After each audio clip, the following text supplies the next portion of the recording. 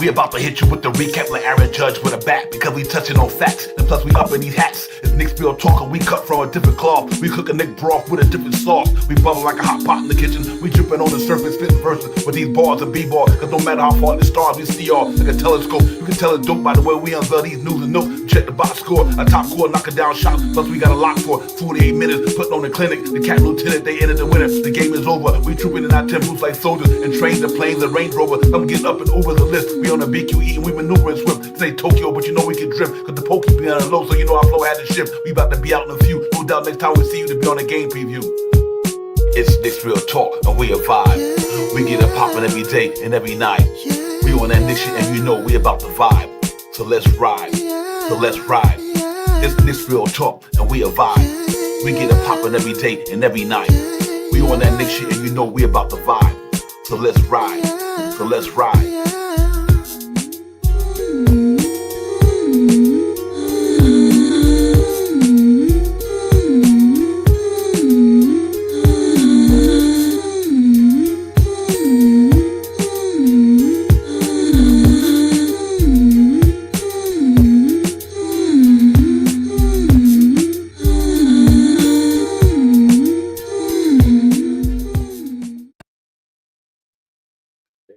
Ladies and gentlemen, salute. We on our Nick shit. You know we about to vibe, ladies and gentlemen. What's going on? What's good? Salute everybody. Nick's Real Talk. It's the recap.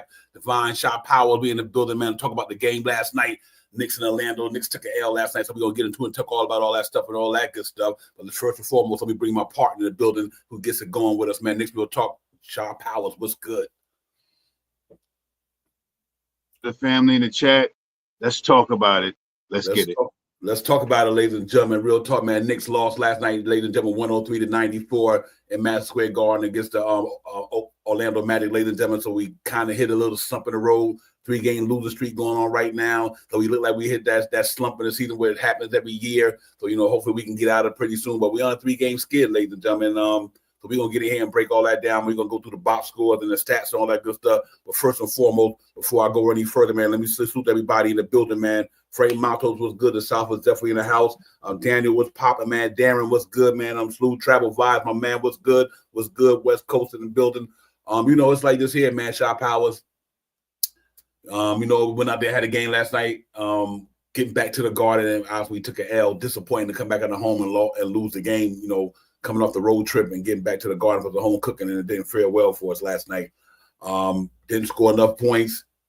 Defense played okay. I still don't think they played like they could have, because that team should have scored 103 with the amount of the lack of talent they had because of the injuries and stuff. But yet they had guys who played for Jamal Mosley, went out there and did the damn thing.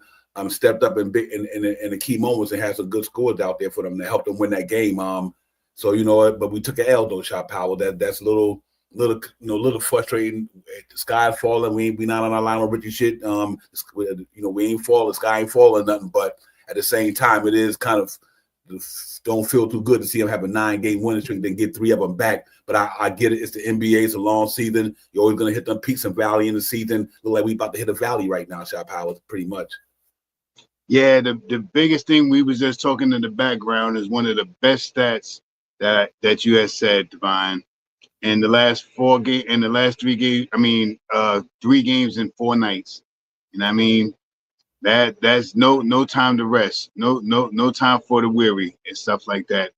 And you know, it happens, man. It is an NBA team. I mean, you want to point fingers and you know, as Knicks fans, you already know how we are, man. We are all the way to the extreme, you know what I mean? And because Boston just went through a little losing streak, they lost 3 games in a row.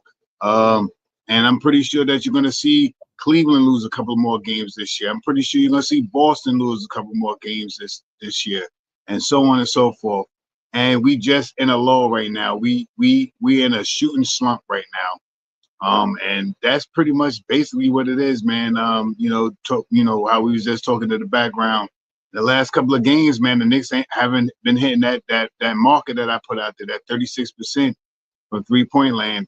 And that's rearing his dirty head right now. You know what I mean? We're not knocking down shots. What's the caveat to that is we're killing it in field goal percentage. We are making baskets and going to the paint and in the perimeter around the free throw line to the top of the key. You know what I mean? So, that's what it is, man. We just got to get back to our shooting, getting clean, open, good looks.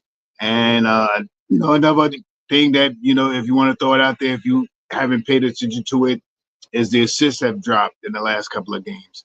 I mean, Knicks are usually around 28 assists a game or something like that, 27, 28 assists a game for the season so far, and we've been far under that. So, you can see what it is, why they're not winning the games and stuff like that. And that's basically it, man. I don't want to take it up because I know you probably got to say some of the things we think alike so much. So I'm going to tone down what I'm going to say and give it back to you, Divine. Okay, real talk, man. So Wonder Woman, what's good? On Dice, what's good? Mr. Ron, what's good on Ron? Still Knicks fan in the building, man. You already know, man. Don't even have to explain. Self-explanatory about what's good, what's up right there, man. That's the man right there, man. So y'all go make sure y'all holler at your boy Frank Matos and everybody, man. Like I said, travel by and everybody. Shaw Power, there's it's the NBA. And we just hit one. We just hit a streak that, that we didn't want to go that way. We wanted the streak to continue the other way. But you know what? 3 games in 4 nights. A lot of high energy games. Obviously, the Oklahoma City Thunder game was high energy. The Chicago Bulls game was high energy. 139 scoring. So when they was getting up and down the floor. And then obviously last night was one of them just games where the pace is just stagnant. You know what I mean? It's like a stagnant pace. You're not getting up and playing the game you normally playing because them guys go hard over there. Jamal Mosley got them guys playing physical. They go hard. They bump. They push. I mean, they guards when they get down to the paint. You see them trying to shove Brunson under the goal. They go hard down there. Jamal Mosley got them guys playing real hard.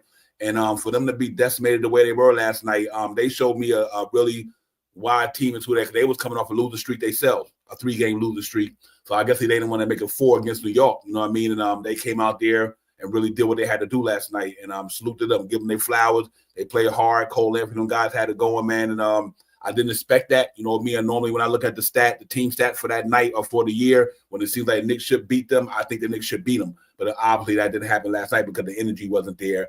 And no Cat last night, and no McBride, not to make it no excuse. But obviously the guy that replaced him only had 4 points when you used to see him get 25 at that position. I mean, my man rebounded well. Jericho rebounded real well last night. But the offense, when the Cat there, that's roughly 20 more points. You know what I mean? But not make that excuse though. We still think they should win the game. You know what I mean? But obviously, missing the big Cat, man, the way he been playing this year, having a phenomenal season for the New York Knicks. We couldn't replace that off the bench last night. And I think that was one of the keys to the game as well, that we couldn't replace Cat numbers, from an offense standpoint anyway. And obviously Anunoby, Shaw Powers, he's not really like he was maybe a couple of weeks ago or 3 weeks ago, whatever. He's hit a little bit of peak and valley, so it happens though, man. So like I said, especially with the amount of minutes they play, because this is a real small roster, a thin roster coming from the backside from a talent perspective. Some of them hurt, some of them just not peaks and valleys as well. And so when he got to play these amount of minutes, sometime it catches up to him. And I think it caught up to him. Last night for the reason, like I said, 3 games or 4 nights. And just to piggyback off what you're saying, because we are not shooting the ball well from downtown, it's making them have to play harder. Usually we got to play more harder now because our offense is not clicking. You know what I mean? When the last 8 games, our 3-point ball was, prior to that, it was scorched earth, but now we done came down to earth. So it's tough, man, when you got to absorb extra energy, and then obviously when you're in a 2-point area, though we doing good down there, but it's harder to get. It's hard because everybody bumping and punching, and so you're getting points, but you're getting hard points. As opposed to when we was knocking that 3 ball down, it was like sitting at the charity stripe the way we was hitting it. So you just got to take it for what it's worth, and get better the next game. Like I said, we the only team going through a losing streak. The Hawks and the Heat got 3 games lost, just like we did prior to last night. Orlando Magic had a 3-game losing streak. You're going to hit them times in the season when you go through your laws. I think these last 3 games, this week was a law for sure. Yeah, that's basically it, man. I'm not giving up on the team. I don't want to trade Tom Thibodeau. I ain't putting it on the front office. And I mean, guys, that's not hitting shots. You know what I mean? And That comes down. That's what it really comes down to. And like you said, Divine, it makes it a way easier game when you can come down and hit a 3-point shot than to go in the hole and get hit by like 14 times and go up and don't get the call and miss the shot. You know what I mean? So it makes a difference. You know what I mean? And I think that they understand it. They know what it is. You know what I mean? They know that they, and they Jalen Brunson said something to that the last couple of games. And I mean that, not so much. I can't say a verbatim, but kind of sort of we're a little tired. And I mean, because they should be for 3 games and 4 nights, they should be tired. And I mean, and on reason why they should be tired, because yes, they are playing heavy minutes in those games. I think in the last 3 games, all our starters played almost 40 minutes. And I mean, in an average. You know what I mean? So it happens. You know what I mean? And that now what it comes down to is what the Knicks going to do and try to help the team out. You know what I mean? If we may not see too many minutes from these guys that are coming off the bench, aside from last night, the Precious Chua, the Paynes, the Shamus. Those are the guys that are going to get the minutes first. And those guys really, Precious had a good game yesterday, but it can't be Precious the only guy, the biggest scorer in your second unit. You know what I mean? You got to have, it has to be spread out. Payne needs to step up. Last couple of games, Payne haven't been having a good game since that 19-point explosion that he had. I think it was 19 points or something like that. 17 started that night. 17 when he started for Jalen Brunson. It was 17. All right, so yeah, it was. He hasn't had a good game since then. So I mean, not a real productive game. You know what I mean? And Deuce is out. You know what I mean? And Deuce on a regular, scores about 11, 12 points a game. So we missed that. And I mean, it would have been perfect for him to have 12 points a game with the guys with what they did last night with 18 points in the second unit. Now we're talking about 30 points in the second unit. That changes the game for us last night and the night before. So, it is something that, you throw out there, if you really, if you add the numbers to it, it could have changed the 2, maybe even 3 games. I mean, could have even changed maybe 3 games or so. I mean, so it is what it is. The Knicks will get through it. This team showed me too much good basketball to believe that they're just going to, start stinking it up every night that they get out there and stuff like that. So they got to get themselves together, put their bootstraps back up, lace them Timbs up. You know what I mean? Leave that last hole on the Tim open and tie it up from that second hole down. Yeah, real talk. Yeah, man. It's no worry. Like I say, no panic in there. This NBA happens every year, ladies and gentlemen. What's funny, Shot Power, like we go through this every year in the NBA.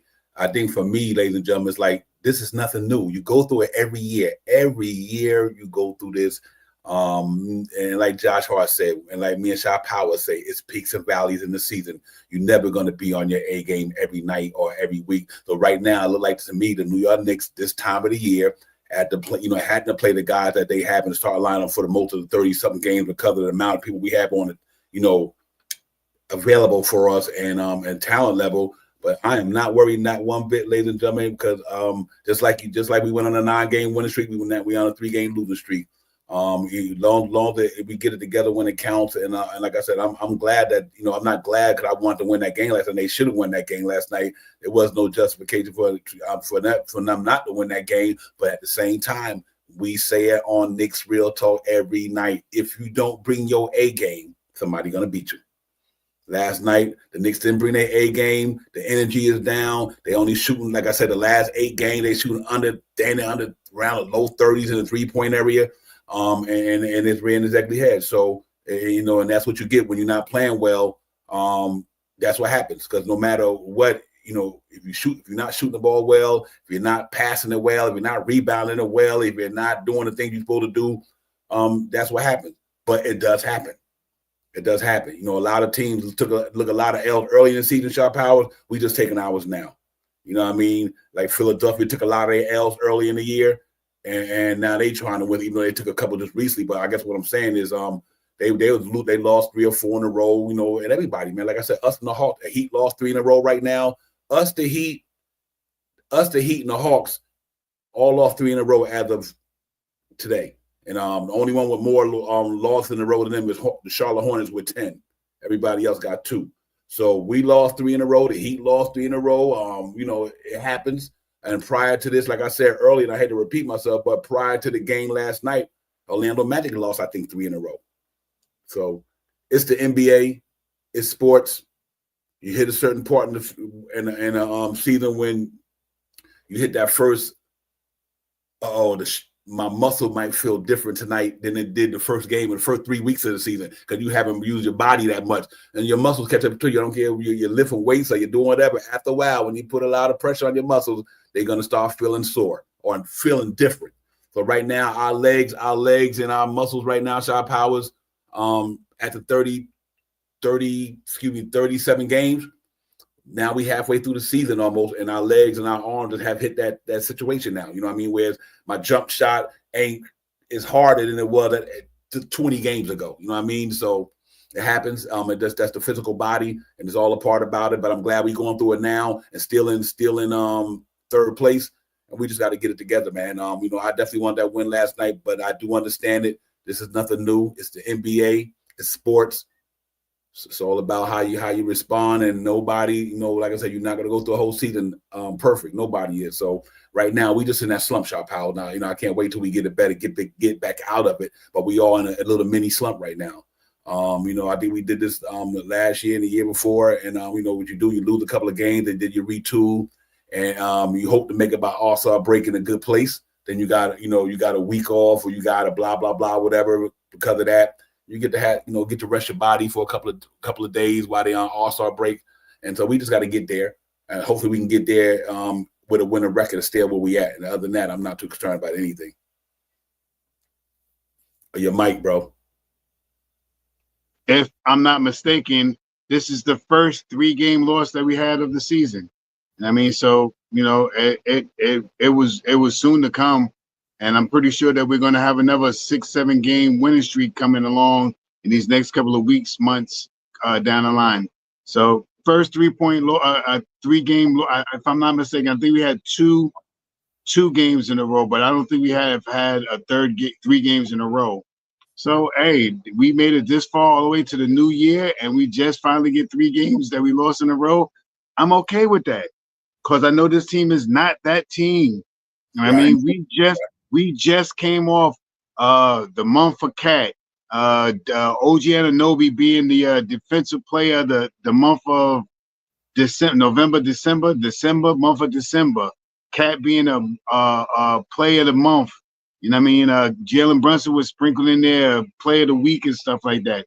So I do not think that a whole slew of players before January scoring over 40 points. You know what I mean? And so I'm not worried. I don't want to say I'm worried. I think that this is not the team that I've been watching since October. You know what I mean? Right now they're playing, yes. Are they playing worse than they did in October? Yes. Yes, in the month of October and going into November? Yes. But I think they will get out of it, as we always talk about, Divine, peaks and valleys. Yeah, Peaks and valleys is for real. And right now we're down in the valley right now. But I'm sure that we're going to push ourselves right back out of this valley to get back to that peak, because this team is a peaking team. This team is not a valley team. Yeah, absolutely. You already could tell by what they did this year, and the teams they played. Some of the teams, you know, that they played that was up there. And like I said, it ain't easy to go on a 9-game winning streak. You got to be good to do that. You have to be good to go on a 9-game winning streak. No, nobody just does that. It's only a few teams doing it now. You know what I mean? And so it only a few people could do that, regardless of who or what.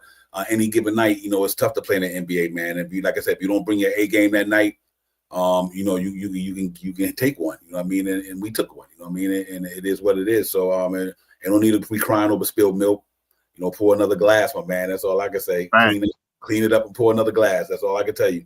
And right now we need to get a day off like today and try to recoup tomorrow. Like I said, and move forward. This ain't new, ladies and gentlemen. So this ain't new. I mean, so everything that we going through right now, Whether we, the fan base that don't feel too good about Tibbs, or the fan base feel good about Tibbs, or the fan base don't feel good about this or that, we do this every year. They ain't nothing new. We said the same thing last year, fire Tibbs. We said the thing the year before, fire Tibbs. We said the year before that, fire Tibbs. They ain't know some fan base don't feel like he's that guy, and some fan base okay with it, and that's okay. Everybody got a right to say whether they like Tibbs or not. Ain't nobody disputing it. I mean, I'm good with him. Even if you don't like him, that's fine. Ain't nothing wrong with that. If you don't think Tibbs the best coach for New York, then that's fine. That's understandable. Ain't no problem with that.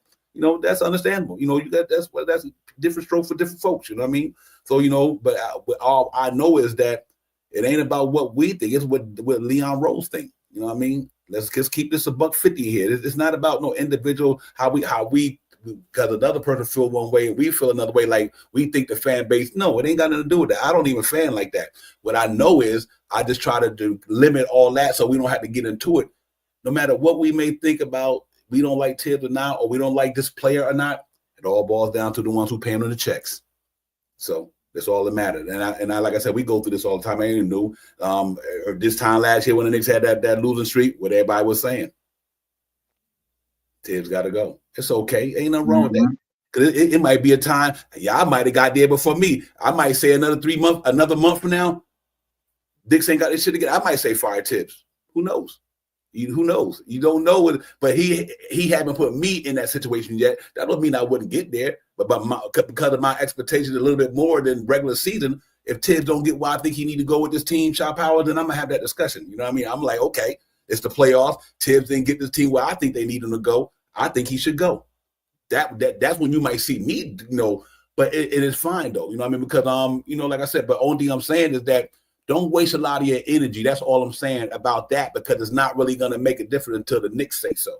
So we just got to kind of deal with the things that happen day to day in the game. And last night in the game, the New York Knicks shot 18% from downtown, shot powers, 18% from downtown. And in the defense, to me, I think against that team, that defense should have been better than that, because they didn't have no top scorers there, shot powers. So I do think that the team, the team should have played better defense against that team because of who they didn't have on the floor and what they had on the floor on shot power. But you look at the stat for last night, defense was 28, 24, 29. I think that second and that third quarter, the second and the fourth quarter for Orlando shot powers were the quarter where the Knicks didn't play their best defense. 29 points and 28 points. Then in the third quarter, we just hit a brick wall with the scoring. This is like the second game in a row at 17, right? In the third quarter, 17 in in both quarters. And usually third quarter for this year, the Knicks been on fire. I think number one in the league and scoring points in the third quarter. They usually come out the half and get busy, not the last couple of games. Yeah, absolutely, man. So I think Orlando played hard last night. They was really getting at it on the defense side of the ball. They really were. And now you see why who they are. And obviously 94 points. That's we like 23, am I right? 23 points lower, 27 points lower than 17 points lower than we normally do. 17 points normally what we normally do, shot powers. And so if you look at and I'm his was important, but I'm about to just kind of make that 17 understanding. Though he had a good rebounding game, Jericho Sims had 4 points. But normally at that position, you getting how many points? 25 a game.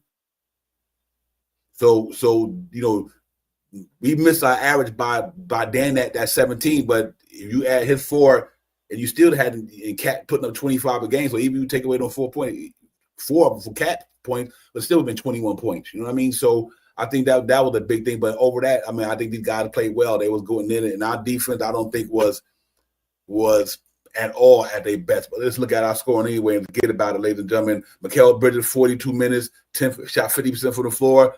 Downtown, 1 for 7. Oh my goodness, that wasn't good. He had 5 rebounds, 2 assists. Mine A had 24 points. We get a lot of points in the 2-point area right now because our 3-ball is terrible right now. And Anunoby, who I think might be in a little slump right now, 35 minutes, 4 for 11, 0 for 3, 1 for 2, 4 rebounds, 3 assists, 1 steal, 1 block. We had 9 points, -6. Obviously, Jericho Sims, 29 minutes, shot 50% from the floor, 2 shots, 10 rebounds. That was good to see. 2 assists. He was -4 because of his defense. Now I'll explain why that's like that in a minute. But Jalen Brunson, obviously 36, 8 for 21. You see what I mean? The players just they legs and arms just ain't there right now. 0 for 1 from downtown, 8 for 10, 4 assists and one rebound, 4 assists. Excuse me, ladies and gentlemen, 1 steal. -3, 24 points. And obviously Josh Hart, Mr. Everything. He went out there and tried his best. 42 minutes, 5 for 9, 1 for 3, 4 for 4. 14 rebounds, 2 assists, 15 points. And obviously, Pressure Chua had 22 minutes last night, 5 for 6 from the floor. He only had 2 rebounds. That was disappointing. I thought I think my man outplayed him in a sense, though, on Wendell Carter. Wendell Carter just came out of nowhere and got buckets last night. He hadn't been doing that all year. I think Pressure Chua might have had a semi-good offense, but you see he had the worst plus-minus on the team last night because I thought Wendell Carter was giving it to him a little bit. You know what I mean? And so Wendell Carter had 19 points. He only had 10. And there you go right there. He did not stop the guy that was in front of him. Some plays I was disappointed with his energy and effort, but not only his energy and effort, everybody's energy and effort. Because there was a couple of players like Pressure, you got to get that, or you got to do this, you got to do that. But it happens. Cameron Payne had 12 minutes, 8 points, 2 assists, -3. The only plus, I keep saying it every game, the only one in the plus is Landry Shaman because they ain't about the scoring. He playing some good defense out there, ladies and gentlemen. The cat is literally playing good defense. That's why everybody in the minus except for him. And he didn't score because the guy who he was guarding when he was in there wasn't getting it off on him.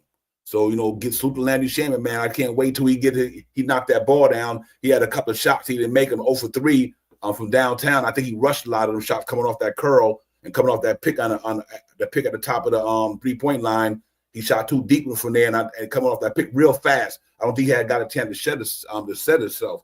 So I think there were 2 rush threes right there. But anyway, that was it with him, man. But he had a +1. I think he's playing stellar defense for the Knicks right now. He's about the only one, I think, really, really locking in on every second that he's out there.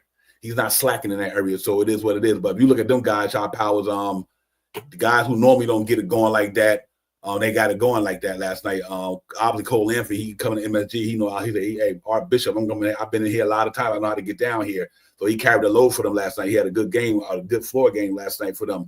Caldwell had 15, and I think the big thing was, to me, Jonathan Isaac and Wendell Carter. They beat our front line up down there last night, Shop Howard. It is what it is. Ain't in front. Jonathan Isaac 4 from 5, 13 points, 2 blocks. Wendell Carter, he had 8 from 11, 3 from 3 for downtown, +5, 19 points. And so you got to salute them guys. And Anthony Black and Juwan Howard, Jeff Howard had 9, I meant to say. So that was good for them. But they shot 50% from the floor, 35 and 77 from the charity stripe. But I forgot to say what we shot. Ladies and gentlemen, here we go. 44 from the floor, 18 from the downtown shot. So you're not going to win in the NBA like that. I don't care who you are or what team you are. When your numbers come out like that, 18 from here and only shoot 44 from there, not going to be a good night for you in the NBA sometimes. And I think that's probably what happened last night. They didn't come bring their A game, and they brought their A game with the amount of bodies that they had and the talent they have. And they represented. Salute to them guys. They played hard last night. So got to give them their flowers, man. They didn't want us to beat them 4 in a row. And Jamal Mosley, knowing that they came off a 3-game losing streak, they came to play last night. Shot Powell, you got to tip your hat to them. Yeah, that's exactly what they did. They know the Knicks. They know to play the Knicks physical for 3 quarters. And if I'm not mistaken, I think Wally said last night. He said the Knicks left the door open. You know what I mean? The Knicks left the door open, and the Magic just started to heat up. And that's kind of what happened. You know what I mean?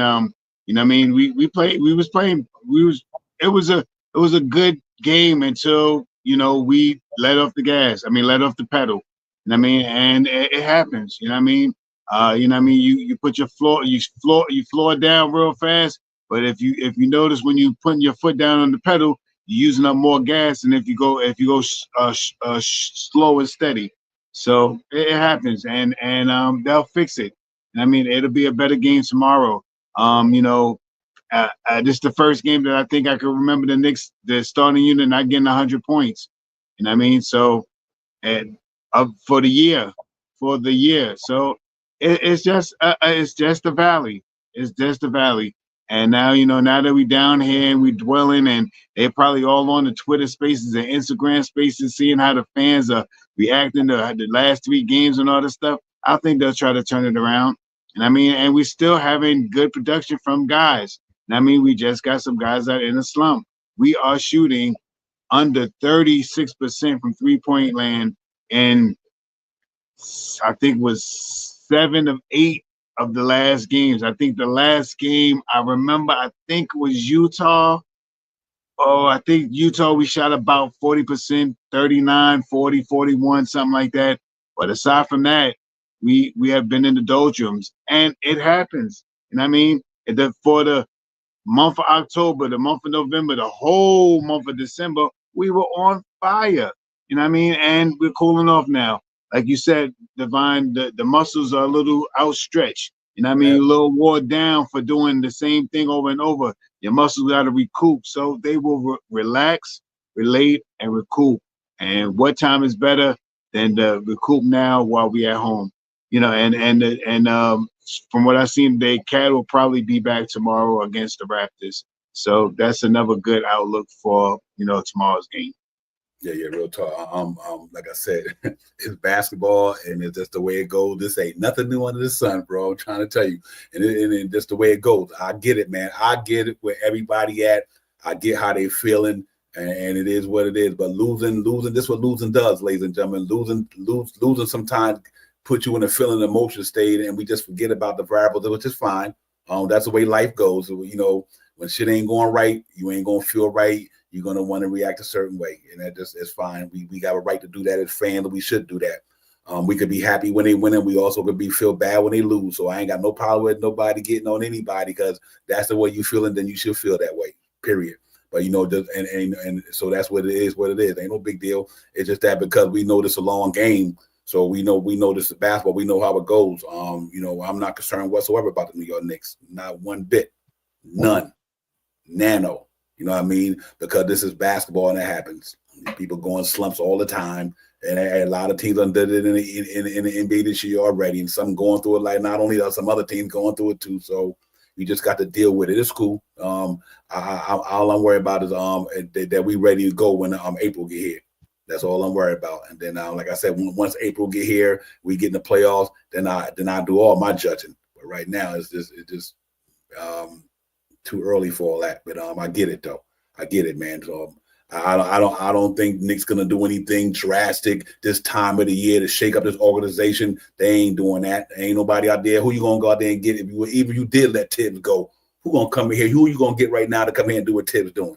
That's available. So save all that for the end of the year. Then if Nick, and I'm quite Leon Rose, like, you know what, Tibbs, you ain't the guy.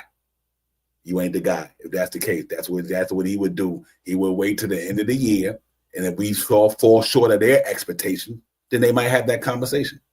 So that's what it all gonna boil down to. We can huff and puff and blow the house out all we want to. That's all that's gonna happen.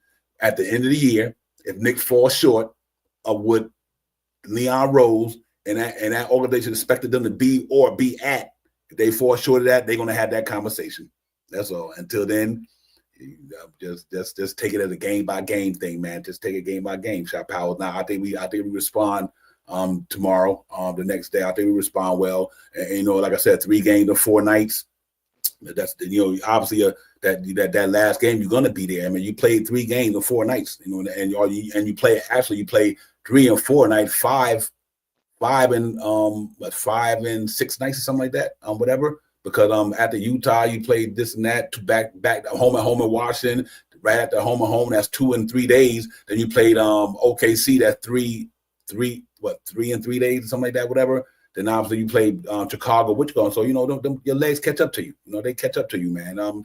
Nobody we ain't robots, they ain't robots. And I don't care if you can walk a mile a day and walk another mile. Eventually, them miles gonna catch up to your legs. They're gonna get sore or they're gonna get stronger. But when you play in the type of sport they play, it catches up to the body. Muscles tighten up, and the shot don't fall like it used to, Shot Powers. So, sometimes I would go out there and try to go to the gym, right? Pump a little bit of iron, just mess around, then try to go to the b-ball court. Shoot the first shot, be like, it should be falling like 10 feet short. I'm like, man, And I think that's what they're going through right now. But hopefully it don't last forever. They just find a way to recoup and get together. Hopefully, Cat come back, and I think we missing Deuce in the last couple of games for sure. We could have used him in either one of them games. You know what I mean? So, but like it ain't no excuse. But we know what he brings to the table. So even if campaign they had it going, you had a chance that Deuce might have played some good defense that night. He might have knocked down a couple of shots. But we don't have that. We didn't have Cat last night, and Jamal Mooley and them boys went out there and played with a lot of energy and effort. They outplayed us because, like I said, you look at the minute distribution with only two guys that played over them, and Josh Hart and Mikal Bridges, they kind of used to it. His two godsons. Yeah, his two guys, right. And everybody else played under 40, under 30, at 35, actually, 35, 29, 36. And the other two guys, they normally play that anyway sometime. And the bench played a lot of minutes last night, 22 from Preston Achua, 21 from Landry Shaman, and 12 from campaign. So, but at the same time, they couldn't get it. Them guys couldn't get it going offensively. We just slumping right now with that shot, man. That shot is tough. That 3-point shot is tough to look at, man. The last couple of games, 18 last game. This game just passed. I think we shot like 20, 23 or 26 the game before. The game before that, we shot something like that. Oh man, we was in the low 20s, So that means that's telling you that the arms and the legs has caught that, that spot in the season where them just is heavy. Let's hope that they can find a way to will themselves, because they will. This ain't just temporary. But we don't want them to lose. I want the Knicks to win every game, obviously, shot power, but it just don't work that way in the NBA. And this is the way sports go. You have bad weeks. Some people have bad months. Some people have bad weeks and bad days. Right now, we having a bad week. And starting the year, this month, we pretty starting off with a bad month. But like I said, I'd rather for it to be now than, go on later on, because we do got another certain amount of games. You got a trading deadline coming here. The good thing I'm happy about, by the time the trading deadline game, we have people back. We have Mitch back. We have somebody to fill bodies and replace. I said Deuce McBride's a big loss for us right now. Reason why I don't know. I always try to talk about the Tyler Colas and all them of the world, but I like I said, from when I look at the numbers last night, the numbers wasn't crazy from a minute standpoint, especially Josh Hart and Mikal Bridges, the key to them guys beating them dudes over there because of what they do. But you just got to hope these guys get it, man, and get back to their groove. Really, that's all I can say. I like that. Frank Montel, I like the Valanciunas thing for sure. I was big on that, man. That's a good move right there. I mean, that's an excellent move, to be honest with you. Because I think he can provide some low post scoring and the grittiness down there. Definitely, Nick, I thought about that. Shot power. So, but we just got to get back at it, man. And I'm really excited for tomorrow game. I'm looking forward for tomorrow, man. I believe this team. I believe in this team, and I believe in what they could do. They done showed me already what they could do. So I don't need to worry about something like this. They already showed me what they could do, and showed it to us for almost, frankly, the first quarter of the season. Over the first quarter of the season, they showed us what they could do until they lost 3 games in a row. So I'm by no means I'm not too worried about this thing right now. Yeah, I'm not worried. Like I said, I seen how this team would get down, and you know how we get down. You know how we get down. So I'm not even far fetched on what the Knicks going to come out to do the next game. And like we always talk about here, man, if you don't come out with your A game, get your butt whipped. You know what I mean? So you got to get it. You got to be on your PQ. Cross your T's and dot your I's, like Devon always says, man, and it's facts. Because if you don't do those things, or if you just cross your T's and you don't dot your I's, that could catch up on you. You know what I mean? That'll catch up on you. That could have cost you the win that night. So I'm optimistic as always, and I've seen the Knicks play good basketball just to see that the numbers match up with what I'm seeing. I seen them miss 14 out of 15 shots last night. I seen it. It ain't every time they take a shot, I was like, oh my God. Oh, jeez. Oh, but give Magoo, all this stuff. I just saying all these things. Like, you know what I mean? And clean version. And I mean, I'm like, dang, man, what y'all doing, man? But it happens, you know what I mean? Because I surely remember when Mikal shot three pointers in a row. I was up the same way. You know what I mean? When we shooting about 40%, I'm like, Cat knocking down threes. I'm like, yeah, get that. Yeah, that's how you do. Yeah. So, You know what I mean? Now I'm just taken back because what I'm used to seeing from this team, I'm not seeing from them now. And I think they will get back to that same grace. It just may take some time. Hopefully it doesn't take too much time. And I hope that the outing of Cat coming back tomorrow will help us out in tomorrow's game against the Raptors. Hey, you know what's funny? No, I'm gonna tell you why we say peaks and valleys, right? This is a a good one. The reason why we say peaks and valleys, because a month ago we thought the Knicks were the best thing in the world, all of us. Word. We talk about Knicks going to the blah blah blah. This team is good. Cat here, he getting busy. Mikal Bridges doing this thing, all that good shit. As soon as they hit that valley, now everybody's in the valley. It don't Trade him. We gave up too many picks for Mikal. I don't know what Brunson doing. He ain't no real captain. All this other stuff. I hear you. I know. I've seen it. And I mean, and it's valid, some of the things that you say, but you maybe not to the extreme. You know what I mean? Maybe not to the extreme. Yeah, Brunson hasn't been having real good games, and he hasn't been initiating those assists like he's been doing in last month. So yeah, as a captain, he's not doing what he needs to do to make the team better. But he just did in the whole month of December, man. Come on, man. Hey, but I don't know. You can't listen. We can't let a game or two say that all of a sudden now we had a couple of bad games. The Knicks stink. That's ridiculous. I mean, who would even think like that? All of a sudden now, because we lost 3 games in a row, we are literally not that good. That's crazy. And, I say this right here. Shot Powell, I'm glad Tibbs said this is interesting. He said during the off season and the regular season, the reason why they do this is prepare yourself for the long haul. You understand what I'm saying?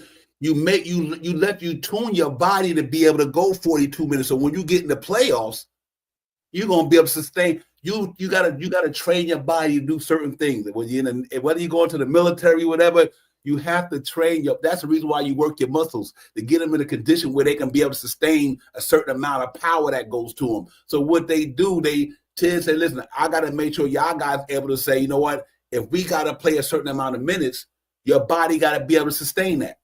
And I'm glad he's doing that coming out the door. Because if you're not playing a certain amount of minutes now, how you know you're gonna be able to handle it when they get there? Your body might be like, oh man, I'm running out of gas, or I'm early because your muscles ain't in tune.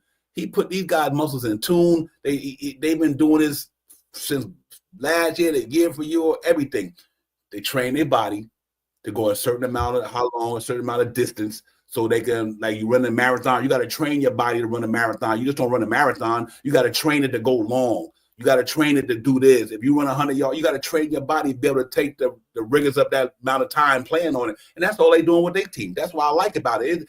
Everybody do it. The thing that tripped me out the most is that every team, every coach in the NBA do it. Everyone. Every coach train they player. That's what's training. It's called training. Whether you might disagree with the way he's doing it now, but I know why he's doing it. Because in the playoffs, they can sustain it. It's a long journey that you run on. If your body ain't built for it, you're gonna give out. And I think right now they just hit a lull with their body, because in the process of trying to prepare yourself for that, you can hit a lull because you're still working your muscles too hard. I get what everybody's saying about Tibbs in these minutes. I'm not disputing that, but it's also he's doing it for a reason. Sometimes you got to prepare your body to go long, and I think that's what it is. I don't have no problem with it, because at the end of the day, we don't play 37 games in team. We play 82. We don't play 37 games, ladies and gentlemen. We play 82. We won 50 games last year with a decimated roster. What different? I mean, I don't get it. I don't understand it. And the same thing's going to happen this year. We'll win 50 more games this year. And we went through this last year. You hit a little slump. It happens every year to any team. Some teams get it early. Some teams do it late. All depends when your slump comes or how your team is built. And obviously, our team go real hard at the beginning of the year, shot power, so ours might happen now. But once the muscles get back in tune and they get their rhythm back, they go on, they run. I ain't tripping off the Knicks. I'm not trying to, like I said, man, it's not even about the fans. It's not about us trying to say the fans wrong, because they're not. I get it. I'm not even tripping off y'all. I'll never do that.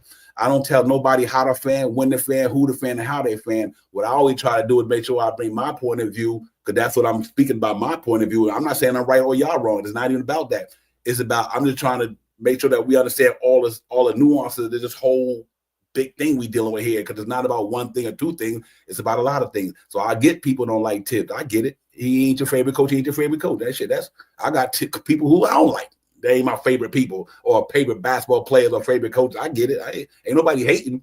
But I just think we just got to make sure that we stay locked in and realize it's a long season. We're going to go through these peaks and valleys. And at the end of the day, we just got to make sure when April come, if we healthy and we in that playoff position to go in the playoffs and try to make a run for it. I think that's the ultimate goal, Shot Powers, is to get to the playoffs. And so I get it the night in and night out thing, because we do play the game. So we should always critique our team. You got a right to critique your team. If you think the Knicks stink, if you think the Knicks suck, they suck. Ain't nobody. That's one thing you know is our Knicks will talk. You never hear us say that we think you wrong. You never heard us say that. We might voice the opinion the way we do it, but we don't never say nobody wrong. We don't throw dark. We just say, okay, there's many other ways to look at it. But we never say nobody wrong, because you're not wrong. You just have opinion. You might have opinion the way you see it. That's fine, because I might see it the same way you see it. But what I try to do is make you understand, try to make you understand the reason why you see that. Make sure you see. That's all I do. Make sure that you understand what you're saying. I want you to understand maybe that it might happen in this way because of this. That's all. And we fans, that's what we do. You know what I mean? We critique our team. Last night, the Knicks did not bring their A game to the court last night, Shot Powers, and a hungry team beat them. Bottom line. Mm-hmm. Go to it. It ain't no other way to put it. You know what I mean? Yeah, that's the bottom line. As you say, Devon, they stunk it up last night. You don't come out there with your A game, don't get your butt whipped. And they didn't come out. They didn't come out with their A game. And what happened? They got their butt whipped. And I want us to say this also, Devon, because of last year's team where we were really decimated. We had a whole bunch of second unit guys and third unit guys playing basketball, and we won 50 games last year. So what makes you think that my Orlando couldn't do that too? That Orlando team is a pretty good team. Even their third-year bench players, their third tier, not their first tier, which would be Bonchero and Suggs, not their second unit with Caldwell, all of the third team plays basketball. You know what I mean? And they're elevating their team like we did last year, playing against teams. We wasn't expected to win 50 games last year, but what did we do? 50 games last year and was the second seed. So let that sink in, man. This team is a testament to good basketball and good basketball skill levels, because this guy really has his team playing good basketball. No matter who's in there, you get the same play from a different player. Rough and rugged, hard and rugged, physical. And if you leave me open, I can knock down a shot. And that goes down their whole lineup. That's exactly what we had last year when we got OG over here and Randall got hurt. Then we lost IQ and RJ, all these other variables that we had last year. All those, Bodega, all of them guys, man. We will be okay, man. And I think that we will figure it out. It is not to panic now. Be concerned, because you are a fan, because I am a fan, and I'm concerned. You know what I mean? I'm concerned. And I will get out here and critique everybody on the court, because the second unit, to me, and I've been saying this for this whole month of January, the second unit is not doing it for me now. And I mean, I need some more production out of our second unit, because the second unit is going to help out the first unit. Second unit, if the second unit really can come out there, look at how many minutes guys played yesterday. 22 minutes, 18 to all these minutes that they played last game. Just imagine if those minutes that Precious had last night, he scored 18 points. Just imagine Payne in those minutes that he played last night scored 11 points. Just imagine that Sherman last night could have got 8 points with 6 rebounds and 4 assists. That's the difference. We didn't get that out of that second unit team, and that's why for this month I'm really hard on the second unit, because that is going to eliminate a lot of the minutes that the starting unit is getting. And if they could produce, the starting unit don't have to be out there as long. then you'll see fresher guys going down the stretch in the fourth quarter. We could come out in the third quarter and be explosive like we've been the last couple of for this year. You know what I mean? For the season so far. So we'll get back to it. And I've been on Shaman because I thought yesterday's game would have been the game that he scored 11, 12, 14 points or something like that. He didn't get it yet, but it's coming. He's starting to get a little open. But you know the thing about him getting open and all that stuff, the teams are playing him like he's a starter. I haven't seen this guy been open. These guys are glued to him because they know his skill set. He is a 3-and-D type of guy. If you leave him open, he's going to knock the shot down, and he's not getting too many open shots because teams are scheming against him because they know what he's good at. Yeah, real talk. Yeah, man, it's interesting, ladies and gentlemen. But like I said, we just got to take it for what it is. Long season. Shot power. You know what? And when you were talking about the Atlanta Magic team, remember this though. Well, we talk about this all the time. You know why? My man Jamal Mosley, he could throw them guys in there. Other than Anthony Black, they played for him last year. Yep. See, you know, them guys he throwing in there, they comfortable because their team is deep. They got a deep team, and he could throw them in there because he know. Like, listen, after he played, obviously Silver, the rookie, he started him in college, but they got Jonathan Knight, almost 7 years in the league. Wendell Carter about 6, 7 in the league. You know what I mean? Anthony Black is young, 2 years, but he could throw guys out there, and they got the continuity down because they know they done played together already. Like, and when you got, and our team is different. Campaign, Deuce McBride, and Mishamet didn't play together last year. Not making no excuses for you. I'm just trying to let you understand why it could go this way or that way. They got continuity. They've been playing around. They've been playing together for a couple of years. They understand the system. And Campaign and Landon Shamet just got here. Literally don't even know the system because he was hurt. You know what I mean? So things like that plays into the way your team playing basketball. Because you ever look at Sham sometimes, Shaw Powers, for the first couple of games back, he looked at lost out there. Yep, sure did. Landry Shaman didn't even know when to run to the 3-point corner. He might be on the side of the court when you already got Anunoby over there. Not by his, not because he meant to do it, but when you running around like that trying to get to your spots, I noticed a couple of times where he might be on the right corner. That's normally where Anunoby's side at. Anunoby be over there too. So he, then he might have to run across the baseline to get to it.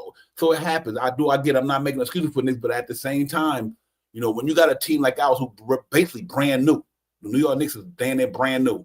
The bench, other than who, Pressure Achua and Pressure Achua right now, anyway, Shot Power and Deuce McBride, them the only people on that bench who played for the Knicks last year. Played for him. Obviously, Mitchell Robinson is not there, and you got them two, Pressure Achua, no Mitch, and a bunch of rookies who wasn't even there last year. Then you go to the starting lineup, Josh Hart, Jalen Brunson, and a half an Anunoby season. You know what I mean?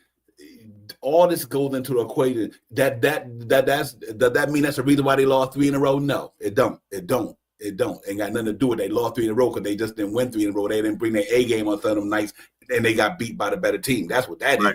But overall, just overall season-wise, you're gonna go through that when you don't have everybody on the same page. You know what I mean? And it happens. That shit happens. So I'm not the one to worry about it, but I do know every year we go through this, ladies and gentlemen. It just is every year.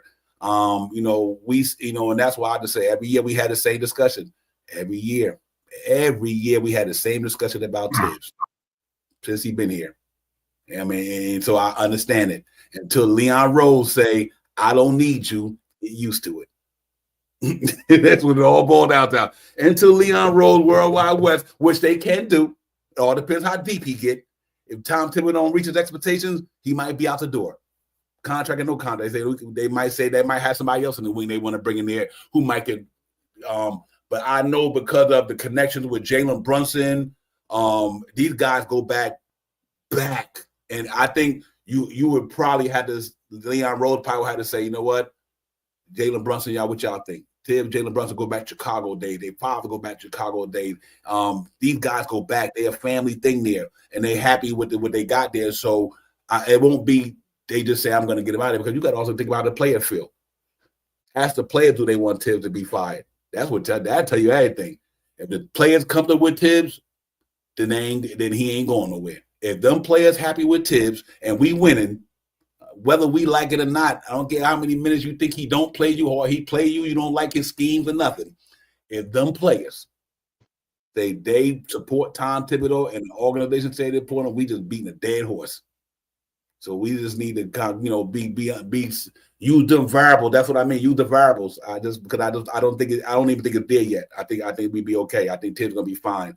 Like I say, and you got to put everything in there. Shot Powers last year, decimated roster.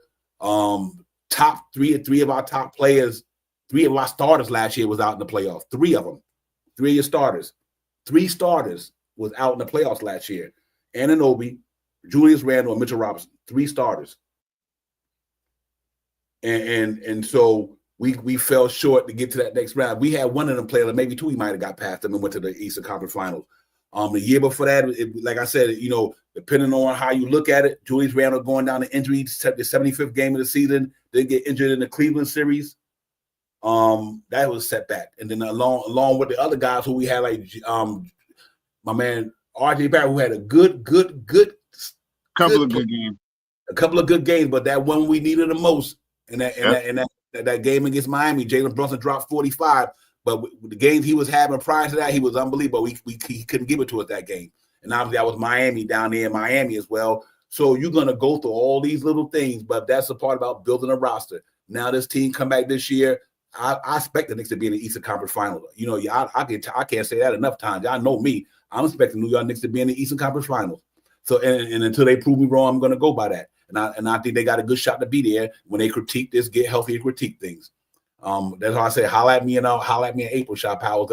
I want to make sure that you get to see all of this team, not 1 minute when they got 7 guys or one of their starters might be out or this. I want to see them fully loaded because I want to see every team in the NBA fully loaded. Shit, I want to see Orlando Magic fully loaded, Shot Powers, because they're gonna be a tough out. So I want to see every team in the NBA at their best that's in the playoffs. And I hope we be at our best when we know and our guy is healthy. And we got a 9-10 man rotation. We can go out there and get it popping too. Until then, we got to take these wins and losses, ups and downs until we get better, man. And I think we will. So I'm not concerned about this thing right now, man. I just wish we would have won last night.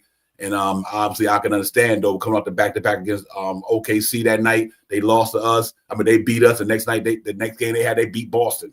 You know what I mean? So it is what it is. You go up against a good team like that.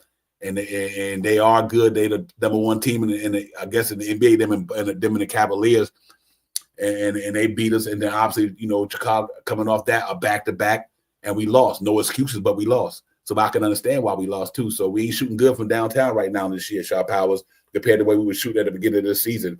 Because I think if our 3 ball was on, we wouldn't be having this conversation about anything. Right. You know what I mean, we wouldn't have this conversation about anything. But right now, our 3 ball in the last 8 games is pathetic. So what does that do to me? That means that you got to fight harder and waste more energy to try to win other ways. Because the way you're accustomed to winning, you can't win that way because you're not doing good in that area right now. So compared to when you were doing good in that area and you was tearing up shit, but now you can't tear up nothing because the area that you was leading the league in, you're not shooting well in the last 8 games. So it causes your team to play a whole different style of basketball. Now you might got more bumping in the middle now. They might be taking more hits now because, when you were hitting them 3-point shots, like I said earlier, nobody was bumping you. But now we playing a lot in the paint B-ball. Jalen Brunson gets hit harder. Anunoby gets hit harder. Mikal might get hit harder because now they shots is coming in the paint. They're not coming from outside. What does that do? Wear and tear. So, we just got to get together. Hey, Frank, I wasn't ignoring you. I love the Malik Beasley thing, man. Experienced dude. He could knock it down. He could defend. I don't have a problem with Malik Beasley at all. Frank Matos, actually, man. Knicks wanted him a couple of years ago. Obviously, they didn't get to sign him, but no question about it, man. He's an experienced dude who's been in big games and can get buckets and got dog in him. I'll take him out there. No question about that. I don't think Detroit 18-18 right now, they fight for something. I don't think they're going to give him up. I think after the Jaden Ivey experience and the way they playing, I think them guys going to be pretty much locked into the playing right now. The Detroit Pistons is 7th in the NBA, ladies and gentlemen, in the East. 7th in the East.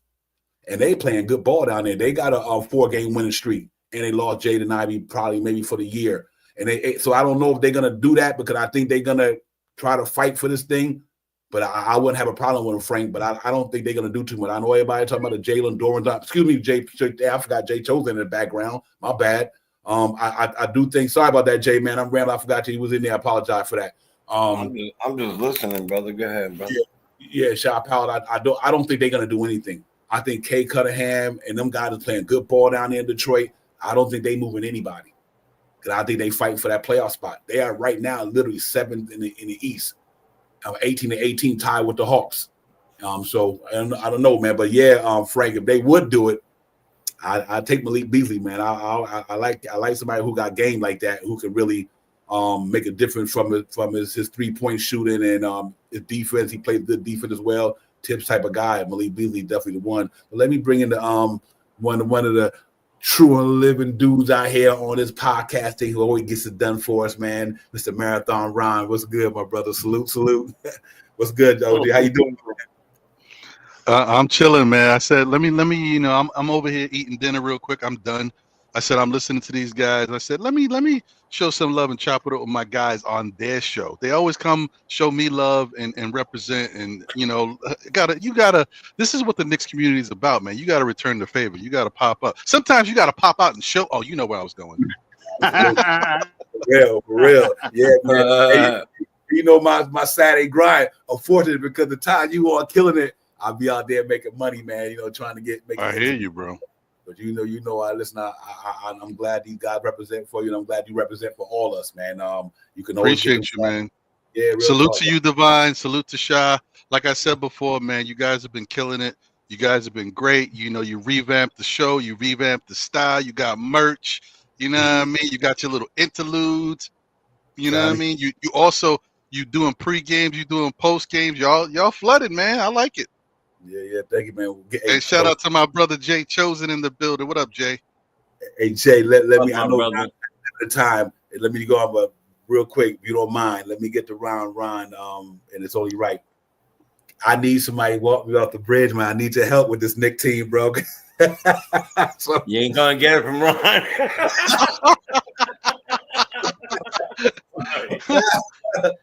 Hey, I know Ron shoot from the hip. That's why I said I need somebody to help. You know me, man. It's crazy, man. What's your thoughts on that game last night and overall, man, with these guys, man? Man, listen, I ain't gonna lie to you, bro. That was bad. That was really bad. That was tough. I was like, I was almost shocked at how lethargic and lackadaisical they was out there. I get it. I could understand you being tired and not feeling it, but they looked like they didn't want to be out there. They was like, you know what I mean? We signed up for this, but we ain't signed up for this. That's what it seemed like, bro. Yeah. It was crazy. Yeah. So, I mean, what I was saying on the show is my whole thing is, look, we fans, we love the sport. We love watching our Knicks play. We want them to bring their A game every single night. I mean, we're not in their shoes. There's so many different things that we hear about later that travel-wise, guys getting in late, guys feeling under the weather, they still got to go out there and perform. There's a lot of stuff that goes into playing 82 games of basketball every season. But all I'm saying is, if the coach knows his guys, right, he knows the criticism. All of this stuff plays a factor. Why not one night just say, you know what, y'all don't look like y'all got it. Bench, come on, let's go. Put it. And I said this before, and I understand that our bench is not that great. I understand we don't have the best out there. But what I'm saying is, sometimes you have to give guys an opportunity just to get themselves involved and get going. You never know what's going to happen on a given night. Yeah, Jacob Toppin is on this team and he don't get no burn whatsoever and probably never will. But if he's good enough to practice with, he's good enough to play. That's my opinion. If they could practice with him and they feel like he's a good commodity, he pushes them in practice, then why not give this young man who has been with the team 2 years now, give him a chance to go out there and do something. It's all about Jacob Toppin might say, you know what, whatever. This is my night. I'm just going to go for it. And he might be on fire. He might drop 18. You never know. That's all I'm saying. No, that's understandable. Like I said, this guy, the reason why it's crazy, but this is the same guy been doing this the same way for the last 5 years.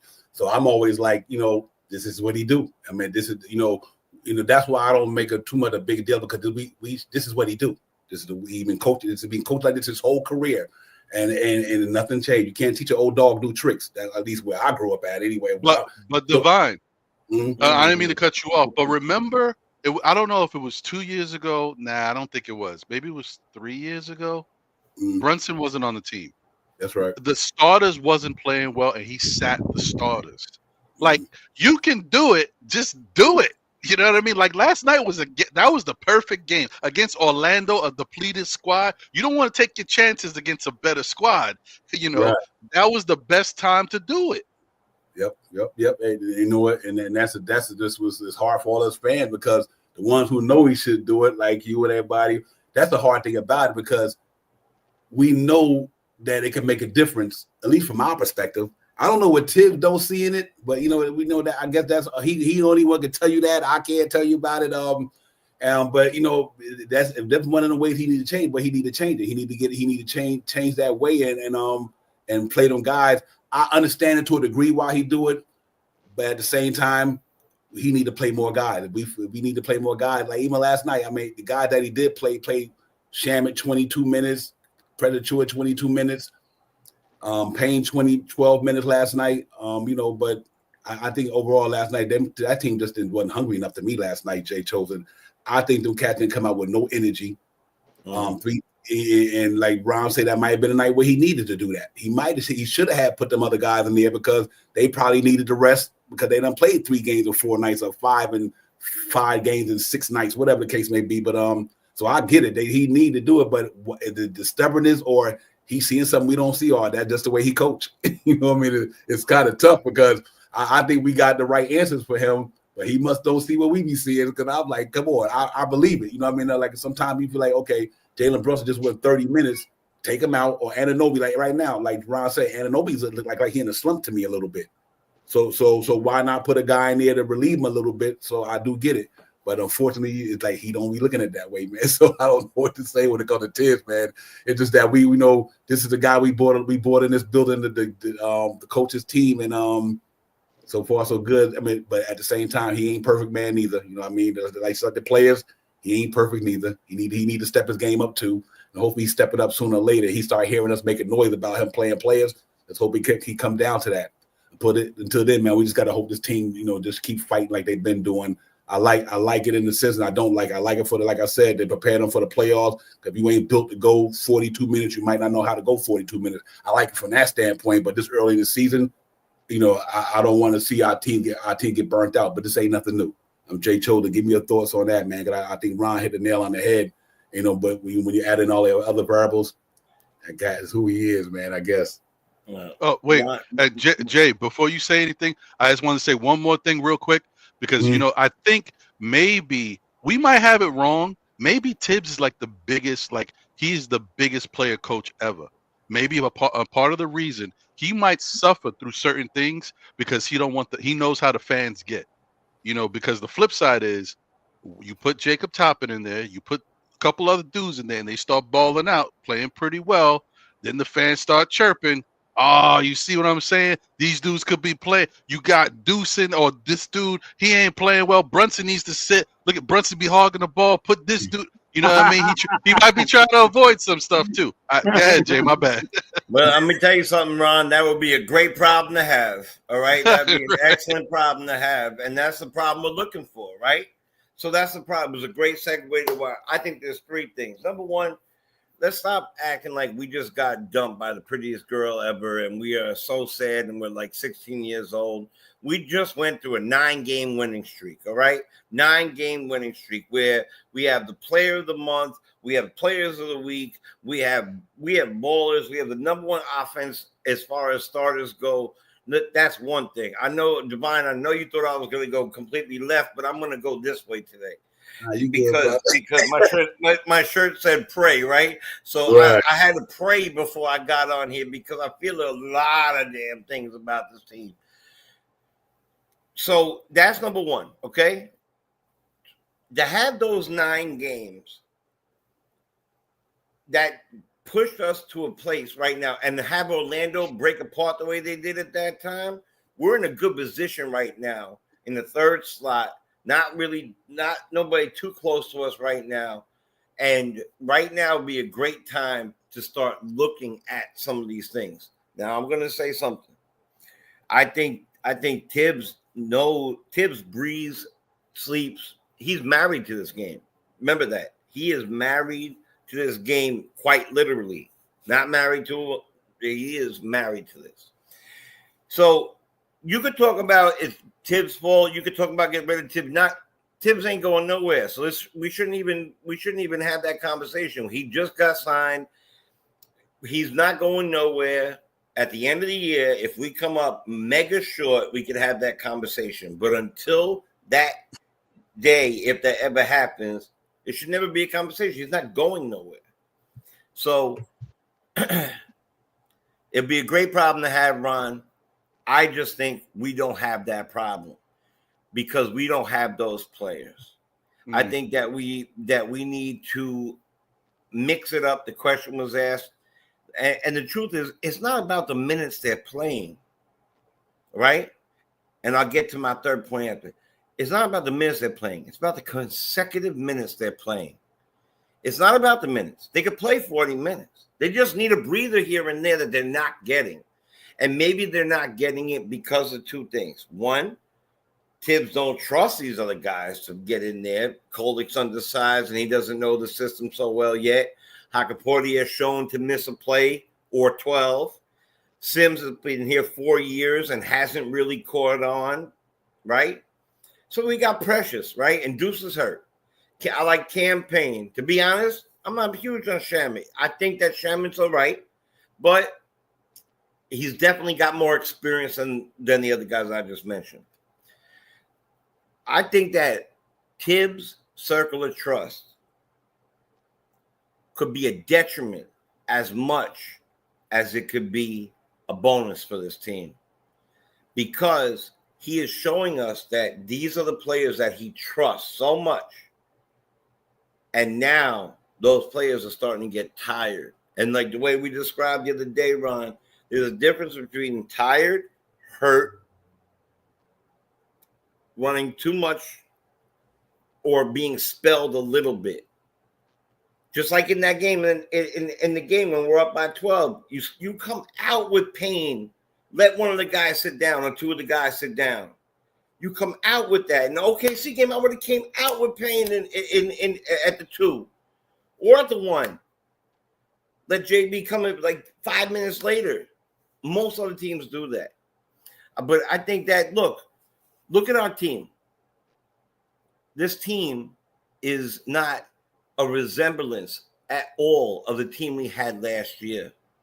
Thanks. People are learning each other still to this day. You ever heard the honeymoon phase? Mm-hmm. We're just coming out the honeymoon phase. You know what the end of the honeymoon phase was? That first loss after the 9-game winning streak. Because we were balling out of control until that day.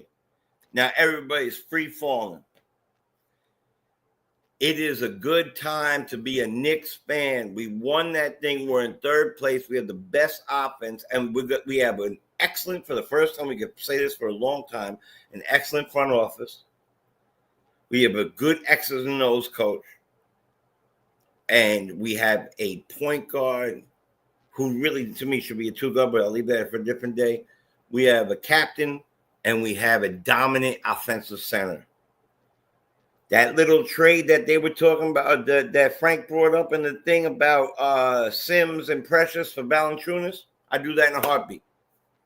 Because we need a little size, a little scoring underneath. We need a little extra help in that. And like I always say, if 4 of your guys on the bench could get you about 5 points a pop, you're looking at 120 a game. Tibbs is going to get this defense right. He's a defensive coach.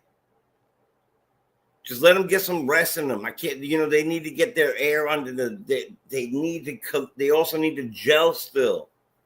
What do we got? 25, 30 games under our belt? 35 games? 37. 37 in how many games? 82. Thank you. Mm-hmm. So this is the first third of a year.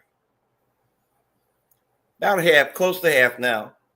Yeah, four more games, four more games, something Right. like that. We have, yep.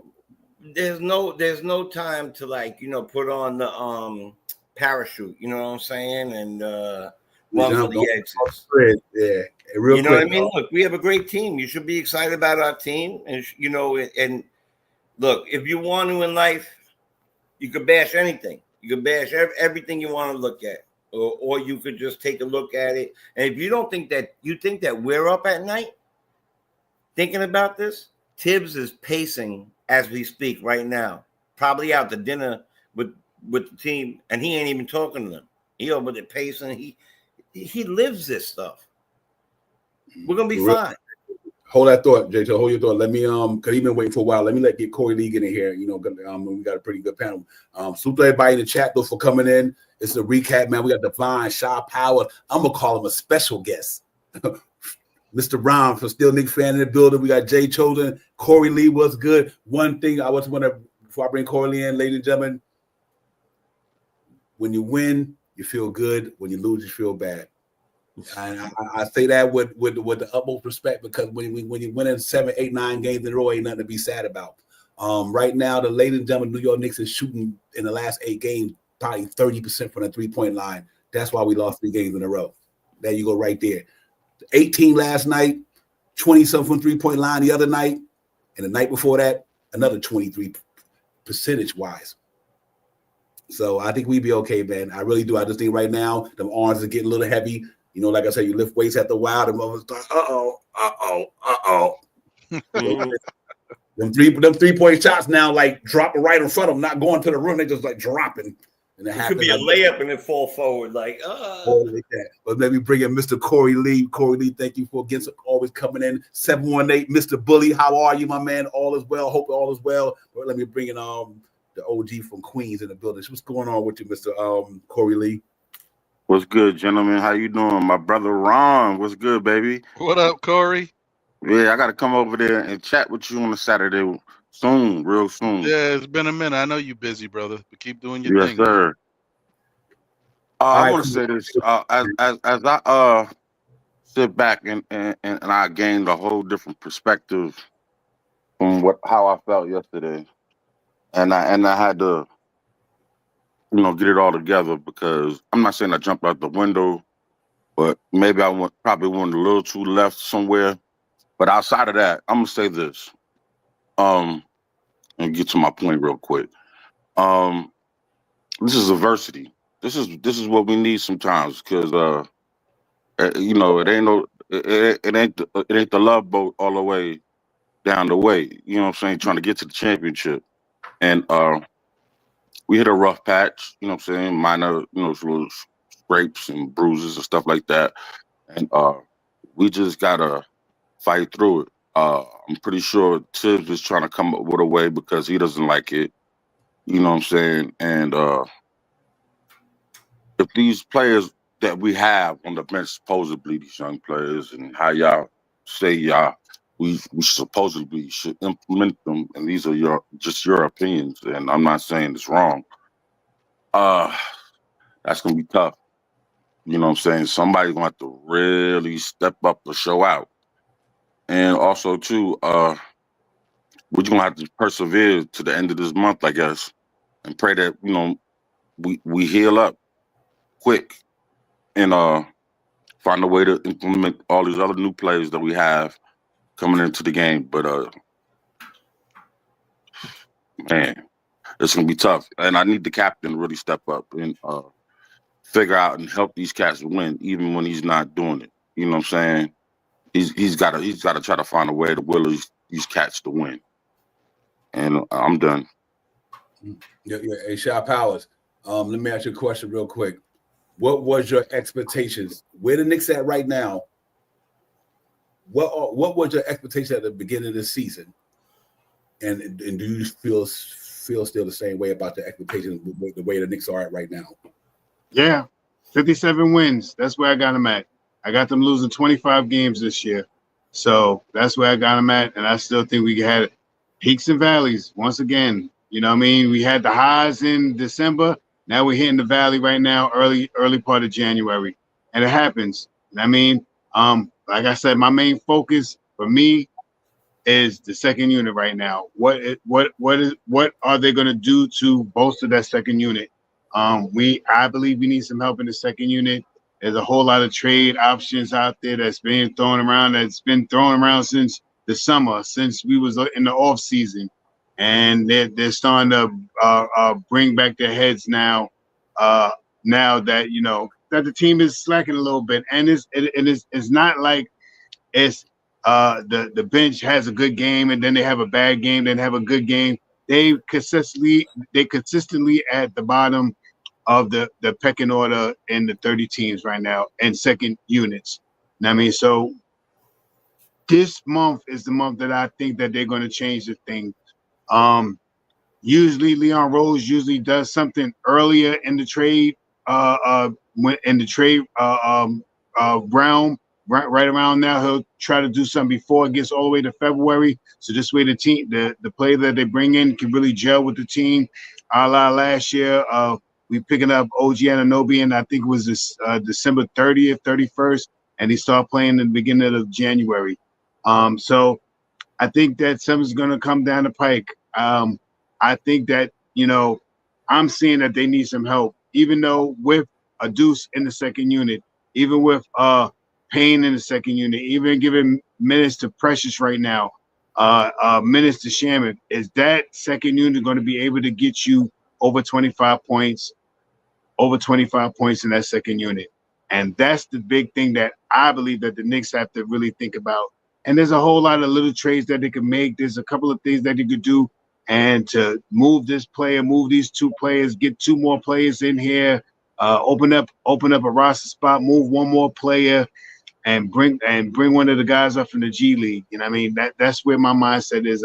If we ever get to talk about trades, it's the Hornets, the two people from the Hornets, and bringing up my man TJ from the G League, and that would have to be moving Jericho Sims. But this may not happen until to Precious Achiuwa, if Precious Achiuwa even gets moved. But Precious Achiuwa still cannot be moved until the 15th, I believe, of this month.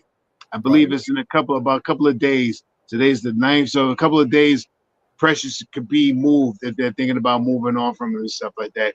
So that's my big thing. I think the team is still a good team. This is one of the first games that I did not see the starting unit score 100 points, and I think that's something that's very rare, that you don't see the starting unit get out there and score 100 points. And we talk about the minutes getting played and the starters playing too many minutes. Yeah, they are. But this game they didn't. More consecutive minutes, like Jay Chosen talk about. It was more minutes that was played where they played 11 minutes straight and 9 minutes towards the end of the quarter and all that stuff. So I understand that too. So with that being said, I just think my main focus, I still think that the Knicks are on the realm of how you start Divine at 55, and I think that they'll be somewhere between 55 and 57 wins by playoff time. Yeah. You know what? Interesting last night, real quick, and I'm going to follow up on that. But we know we didn't score 100 points last night, but you know why though? The guy who replaced the guy who scored 25 scored 4. Right, got 4 points. Yeah, Jericho Sims. Carlsby Towns 25 a game. Jericho Sims 4 last night. That's 21 point swing in the offense in the starter lineup. You literally lost 21 points last night because Jericho Sims had 4 points, and Cat normally get you 25, and we lost by 9. You know what I mean? And I think not having Deuce there, it was an impact, but it shouldn't. We still should have won the game though. I don't care. No Collins retaliation. No, he still should have won that game yesterday. No question about it. But I also know when just to piggyback off your 100 points in the first unit, that's what that was at. And like I said, Anunoby scoring 9. He been in a little mini for the last 3 or 4 games. He haven't been really getting the ball in the net like he's supposed to. But like I said, 3 games or 4 nights, you go out there against you play the high power team who Danny took all your energy that night just to try to beat the OKC Thunder, took all your energy. Then you had to go the next night to play the Bulls, and the way they get up and down the court took more your energy. Just like I'm already short staffed and no Deuce, and I got to compete with all this. And like I said, I can see why they did it. I was disappointed in the loss last night. I do understand it, but just to piggyback off what you guys were talking about, I just want to see this team when everybody back. Give him a chance. I think give Tibbs a chance with Mitchell Robinson, Achua, Shamet, all these guys there. If then we could, hopefully it'll be in the next week or two, hopefully 2 weeks, then maybe that'll take us to the trading deadline. Then they'll know, okay, do I need to move Mitchell? No, because one of the things we're not doing well, and I think Nick Yak said it real well, we haven't playing defense the way we normally play, and he's a big part of that. See, Mitchell Robinson is a big part of what the Knicks do, and because his defense is elite down there, and with the offense rebounding and the shot intimidation and altering shots and all that, and clogging up the middle, making people go left and right instead of going down the lane.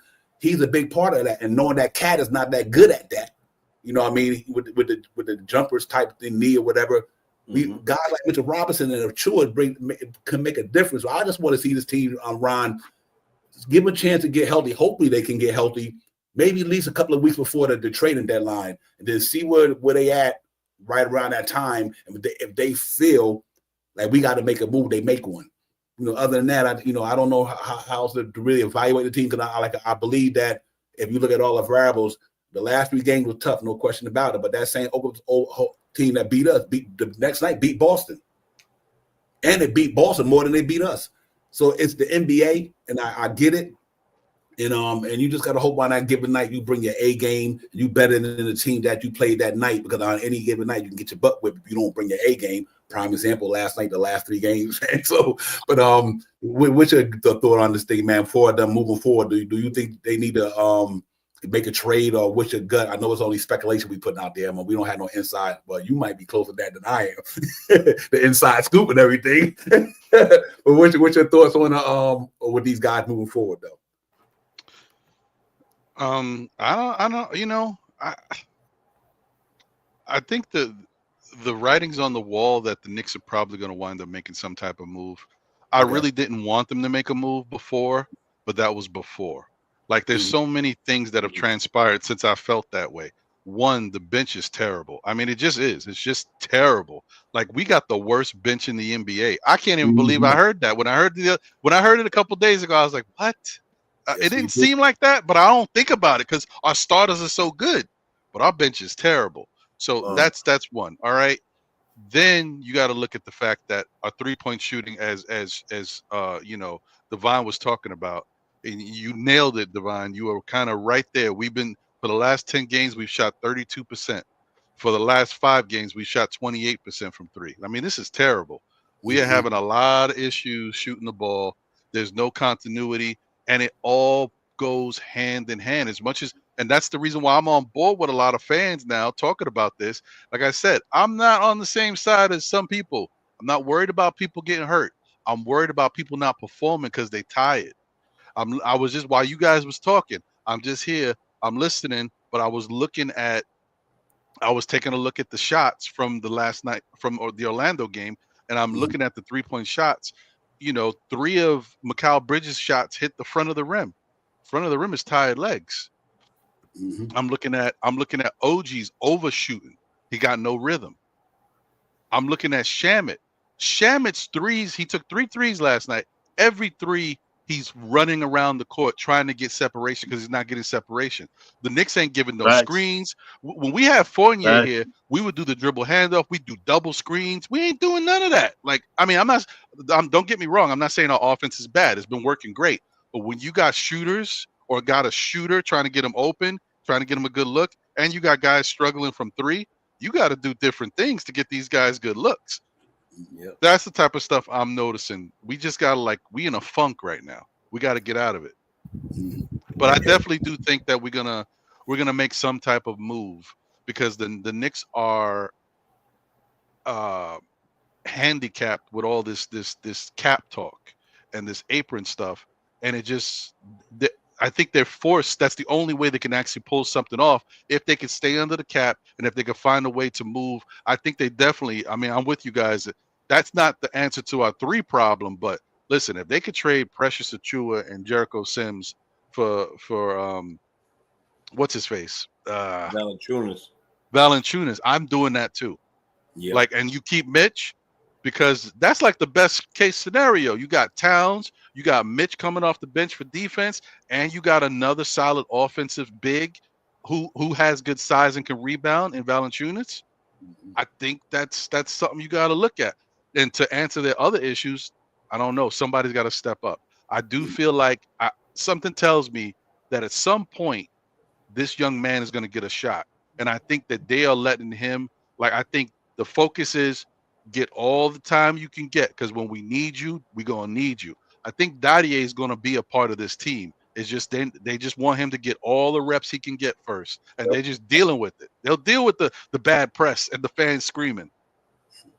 Yeah, absolutely. So, I think he's gonna be that dude. I love his game, man, and I really do, man. So let's hope that he can really get in here and get it popping. But yeah, man, it's tough, like right now, man. But like I said, it's the NBA. It happens. I mean, every year you go through this 3-game thing. Jay Choden, Corey Lee, you go through the peaks and valleys. I think Josh Hart said it in the interview last night. He said, "Listen, man, it's the NBA. It's peaks and valleys." And I agree with him. You're not going to be on your A game every night. It is concerning. But but I'm also used to it. I guess as long as I've been watching that NBA, this happens. Every team, we're not the only team in the loser streak in the East right now. I think Miami, he got a 3-game loss. These guys though it's not our team, our favorite team, but other teams go through what we're going through.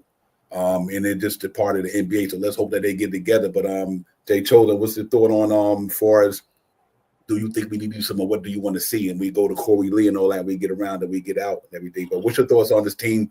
How you feel about? Do you want to see a try? I know you had told me something about Jalen Duren and Isaiah Stewart, but I think them guys 18-18. They in the cusp of making the playoff. Detroit for the first time in God knows how long, and they right there at the 7th spot in the NBA. So I don't know how much they're gonna want to wheel and deal. But is there anybody you think that has the possibility to come to the Knicks that you want to see?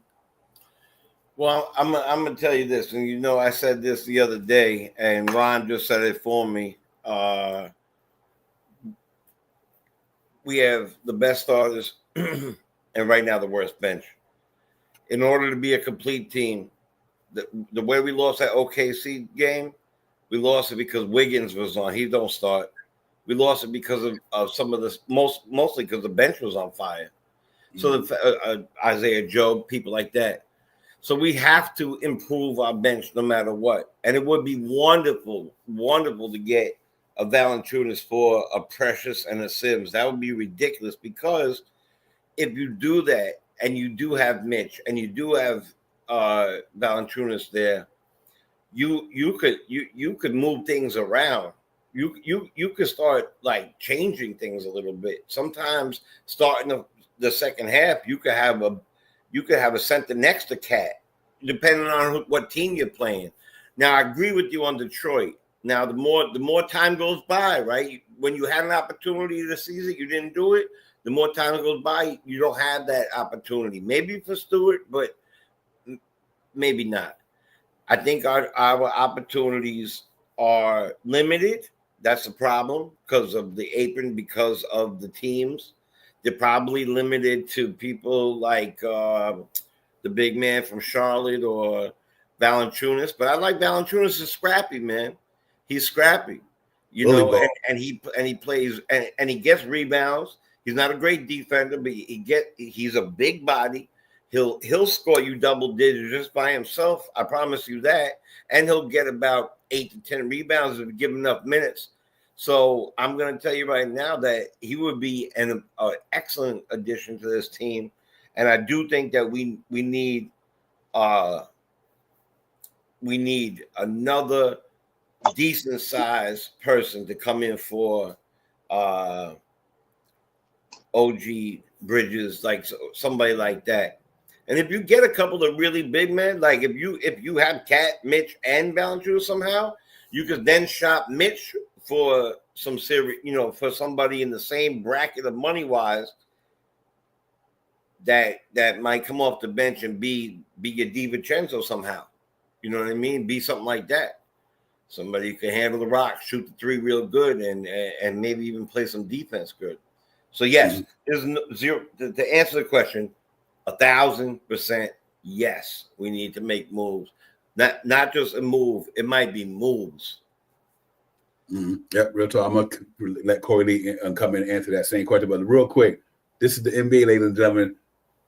The Charlotte Hornets just beat the Suns 115-104. It's the NBA. 115-104. The Hornets beat the Suns in Charlotte. Kevin Durant, Devin Booker, Bradley Beal, so on and so on. It's the NBA. You don't bring your A game that night. You don't bring your A game that night. Somebody's and listen to how bad the Pelicans have been. They beating the Timberwolves right now, 64-57, and the Jazz down 4 against the Hawks in Utah, and they only down 4, and the Lakers losing to the Mavericks without Kyrie and Luka. You know what I mean? And like I said, on any given night, if you won't bring your A game, somebody gonna smoke you. Right now, like I said, for the Suns to lose that game, I mean, they either that Jimmy Butler thing is running rampant through all them cats' head, or the no trade clause with Bradley Beal. I don't know what it is, but that's like the game we lost last night. I mean, you lose to a team who you're supposed to beat, and you know the Suns is supposed to be. Don't get me wrong, Hornets got some good players now. I mean, they got some talent down there.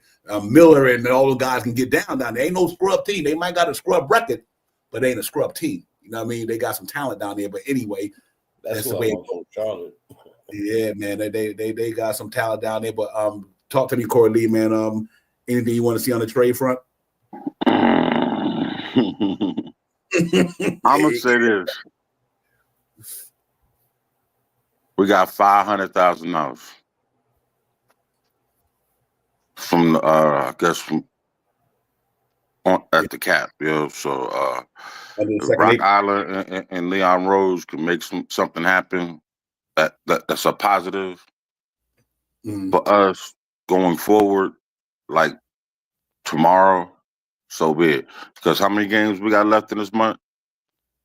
Wow, we got a ton of them in a month. I can count that for you. We got a very favorable home schedule, but I can count the game for you while you get it finish. Yeah. So anyway, we got provided we go 8-9 games over 500 this month and make it through, barring no more injuries. Lord, please, no more. Nothing. If we can scrap it out, you know what I'm saying, and still get together just before the All-Star break, I think we'll be okay. Because we'll have a totally new team by then. So it'll be whatever is left after the fallout, if anything happens. So who knows what's going to happen? That's why I say I can't wait till February 7th. That's the team I'm ready to rock and roll with.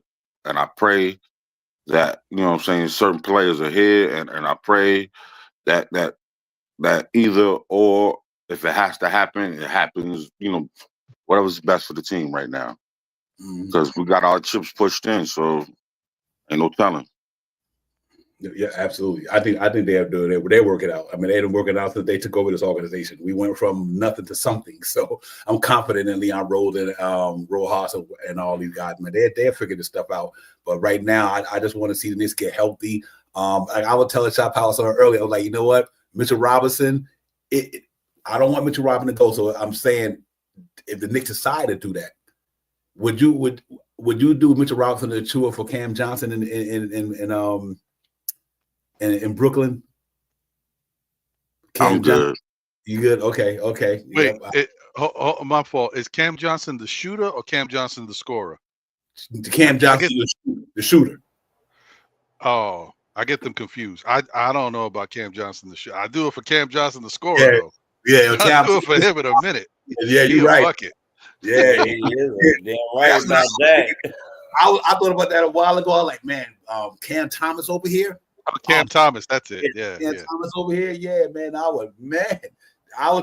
People thought I was crazy about a month ago, Ron, and a month and a half ago when I said that. They thought I was crazy. I'm like, listen, that dude get buckets, bro. I mean, so yeah, I would do that. But Cam Thomas, he only not I thought about him because first of all, he's a good wing player. I think he's a very good wing player, can knock him down, and obviously he played with McHale and all them guys in Phoenix before they came in the KD trade, and all that good stuff. But I think the Knicks has got in a better situation than people give them credit for. You got to remember, I think they can move Mitch's $14 million. I think they can move Shaman's $6 million. I think they can move Jericho Sims $2 million. I think if the right thing came about, I think the Knicks can make something happen. It all depends with it because they do. I think anybody that takes Mitchell's contract with a $12 million expiring next year, I think my Predator Chewis is $6 million firing this year. So I think the Knicks put together almost $20-something million if they needed to. Will they do it? I don't know. I think they might wait till the off season and say, you know what, we're gonna roll with what we got, and it's the first year we got it together. Let's see where this team ends up at the end of the year. Sean Powers, we put this team together, but I do think they left themselves some wiggle room to do some things. Like I said, that Mitch contract, that's $14 million right there. Or I don't know what it is now after the season been played. It might be $7 million this with half of the season been going. But anyway, they that's $14 million right there. Pressure to it, that's another $6 million expiring. I think teams looking for that and them dudes to help them in the playoffs. But see, that's the reason why I don't know if the Knicks would do that. Well, why would you send y'all somewhere to help them when we think y'all can help us? I think Mitch can help us when he get back. We are suffering on the defense ball other than our three-point shooting right now. Our offense ain't been a problem all year long. We've been second in the association all year, except for the last couple of games because we shooting bad and with a three-point shot. But that's not a problem in New York. I mean, we got cats who can get buckets when they on. Our starting five is one of the better starting five from a bucket getting standpoint in the league. So I think our defense has been our shot power would have been our Achilles heel this year. But that's why I said maybe when Mitch come back and my man McBride get back, let's see how it all shape out. But like Corey said, we got to the 7th. But I trust and believe what this organization going to do. I mean, even if you move Jericho Sims $2 million for a couple of draft picks, second round or 1 second round or 2 second round, I don't know, whatever he can get for him. It's some way they could do some things. I just don't know what they're going to do, Shot Powell. But I'm looking forward to this between now and February 7th, and we'll see where we at. But it's a long season, man. We just got to hope that these cats stay relevant and healthy. That's all. Yeah, there's a lot of things chatters out there and stuff like that about who could be traded. I mean, one of the things that I've seen out there that I'm kind of susceptible to is the Nick Richards and Cody Martin or Mitchell Robinson. This way we still retain Precious Achiuwa for this year. We get Martin in here. He's like 6'5", 6'6". He could play that small forward position, see how him and Shaman can go at it. There's some speculation going on about trading Sims to Miami for Miami for Alec Burks? $2 million for $2 million. I mean, there's a workaround if you do the two positions. When you move, if you do that move first with Richards and Martin, and then you trade off trade off Sims for that second round pick or something like that, then now you can go into your G League and bring up TJ Warren for the year. You know what I mean? But you probably won't be able to move him until about March, I think, where his money would be able to be manipulated a little bit, something like that. So there is some things out there that can happen, and I mean where we can strengthen up the second unit. I like Nick Richards because he's a proven center. He is a center, and him backing up Cat would be perfect in the second unit. Not knowing what we could get back from Mitch, but overall, the big picture, the big thing that everybody wants to know is how healthy Mitch is going to be. How legit is Mitch going to be? Is he going to be able to play these next 30, 40 something games when he gets back and all this stuff? If they're worried about it and they're not too sure about it, you'll see something happen in the next 10 days, 14 days, 2 weeks, something like that. If they don't think that Mitch is going to be really ready, I think they'll swing. They would look at that Mitch Richards in the offseason and to get to get the guy that just Cody Martin, to get him, and that would really help. That would bring us back up to 15, and then we still can move on from Precious to get 1 or 2 second round picks and bring up TJ Warren at the bottom of the thing. Now we got size and we got perimeter shooting and we got perimeter defense. Plus we got a proven center that can get you 8 points and I think he's 10 points and 7 rebounds a game in the second unit. You know what I mean? We played him a couple of times. He played pretty good against us. He can score. He can back down to the basket. Martin is a defender. Can hit the 3-point shot. I don't know what his numbers are, but I think he's pretty around league average. But he's definitely a defender, someone that we can bring into that second unit to help the second unit out. So I think there's some moves that can be made. I hope that they do make some type of change to increase the the production in the second unit. But if they don't, then we really have to rely on the second unit to produce. And then we really have to look at Shamif now. Now we really got to look at Deuce now. Now we really got to look at Payne now and Precious and when Mitch comes back to make sure that we get over that 25 points in that second unit to help out the starting unit. Yeah. One quick note that was interesting about all this here. Like I said, we know it's all speculative. We ain't no inside dudes. We don't know. But here's one that we got to keep in mind though. Whatever the Knicks bring in, I think you better hope it's expiring, because even between President Chua, Campaign, and Jericho Sims, that $10 million probably go to Mikal Bridges next year. You know what I'm saying? He's due for an extension next year. So beat me. we can't. I don't know if the Knicks want to bring in any money on a long-term situation, because you're definitely going to give him $10 more million next year. You know what I mean? To add to that $23 million, probably get 30 million next year, whatever the case may be. But we got to take all that into account. That's why I'm wondering if they're going to try to move anybody. And if they do move anybody, I know where they at with that second apron thing. And I don't know how much the league going up next year for its revenue. Are they going to get more money onto the team? I don't know. I didn't even look into that yet. But we just got to take all that into consideration, because I do think next year Knicks going to pay Mikal. They're going to give him some money. They gave Anunoby his money. Knicks always get their players their money. They always do. Since I know they've been there, Barrett got his money. Obviously, quickly got his money now, but they put him in the situation to get his money. Deuce got his money. Mitchell Robinson got his money. All these Knicks players, they always get these guys their money. So I don't see it no different with Mikal Bridges. Just like they did Anunoby, I think they're going to give Mikal his money. So what do the Knicks do with the limited situation they got to make sure he get money? So I do think that Mitchell Robinson contract, the President Chua contract, the campaign money, and a lot of them guys' money is, they might just say, no, we need to hold it and let this be a test run. Let it be a test run this year. See how far we get deep with the team we got now. Then we go into the off season and see if we're going to make any changes to get us to another level. I'm thinking that's just my thought, Ron. I don't know if that's even reality, but I do know we got to take that into consideration moving forward.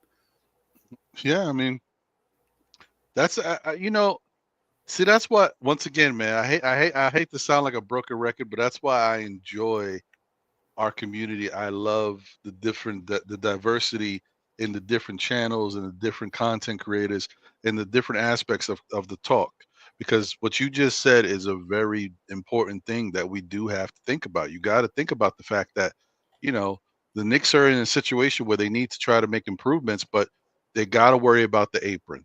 They got to worry about, re-signing Mikal Bridges and rewarding him for his play, because as much as, people were getting on him, Mikal's been playing really good basketball, and his defense, I don't know if you realize this, but I know overall the defensive scheme as a team, we haven't looked the greatest, but Mikal's defense has been getting better and better each game he's been playing. So you got to give him some credit for that. And individual, yeah. Right. Yeah, his individual defense. Yeah. But I don't know, man. I think the Knicks I hope they figure out a way. Brock Aller's been a genius for a reason. Some people don't want to give Brock Aller credit. I've been reading some things lately, but I think he's a genius. I think he's found ways to do things. He is. So we just got to give him a little chance to see what he can come up with next, because they are really in a weird spot. I've never seen a team that has this type of talent from the starting unit and has such a poor bench, and I don't necessarily know how they can fix it. I know what they need to do, but I don't know if they can do it. So it's a tough one, man. And bottom line is they're gonna wind up having to trade somebody nobody wants to get rid of. You're gonna have to kiss Deuce goodbye or something, and that's what's gonna happen. Yep. Somebody got to bring in a better talent. You got to get somebody. But you know what? I'm excited about this team, man. I'm excited about the game tomorrow. I'm always looking forward for the Knicks bouncing back to get a win tomorrow, ladies and gentlemen. We just got to go in there and get the Raptors. Don't take them lightly. They're quickly back. They got RJ playing good this year.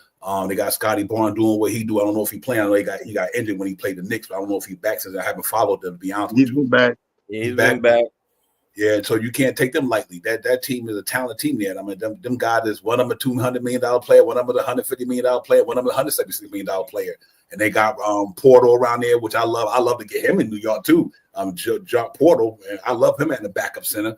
And I think his is he's $11 million aspiring, I think. So, see, I'm good with guys like that because I know we ain't got to bring him back. You know what I mean? We got off Mitch's 2 years, and we brought him back. If that's what the Knicks want to do, I mean, Knicks got to do something. We got to lose somebody. That's why much of we say about Mitchell Robinson. Nobody want Mitch to go, but because of that cap situation, like Ron say, he might got to go. Somebody might got to go, like for the cap situation. So tomorrow, I think you guys, you can't take them for granted. I just brought that up because we played on them on. I like Porter. He's a hard-nosed rebounder, 11 rebounds a game this year. But we just got to go out there tonight, man, and get this loss behind us. Shaw Power and everybody and Ron, everybody. We just got to get it behind us. Try to go out there, get back in the win column, and get another W, man, and start this thing over again. I think we just got to go out there and do what we do. Hopefully, a cat play tomorrow. We have a better game. Hopefully, Deuce will be back sooner or later. But until then, the losses sucked it, Ron. They sucked it for me, bro. I can't even run. Oh, that's just bro. I'm like, man, you know, I want Knicks to win, go 82-0. I know it's not reality, but yeah, that one, the OKC one, that's the one I want the most. I'm not even mad at Chicago because you played them after you played OKC in a long, gritty game that night. But man, the OKC in the game last night, I really wasn't happy with them too. Sometimes I gotta not let the lines blur. I'm 56-0 on 2K, right? So. And I'm not even playing, right? And sometimes, look, I was just playing right now, right? And I played my son earlier, you know, because, you know, doing some bonding, and he went to the, you know, he's a kickboxer for New York. He's in the New York circuit. Mm-hmm. And so he got me involved in this. Now I'm making trades, and I'm looking around, and I'm looking at the caps, and I'm doing stuff like that. So sometimes I got to remember. But I want to say one thing, like if Precious needs to get paid next year, you know what I'm saying? Like, right? Isn't he up this year? Isn't this his last year? Yeah, he's up. Mm-hmm. So, you know, a lot of those things that you said were spot on. There was money. But when you're not and at the same time, if you got to make a move and worry about that stuff later and worry about Bridges stuff later, to figure it out, just so because you know you got a squad, and the only problem with your squad is that you need maybe one, maybe two people on your squad to push you over the hump. You got to make a move. You're not re-signing Precious next year, especially if you got to pay Bridges. So you got to make some of these moves. And some people do want Mitch on the team, some people don't, because he's just been hurt every year.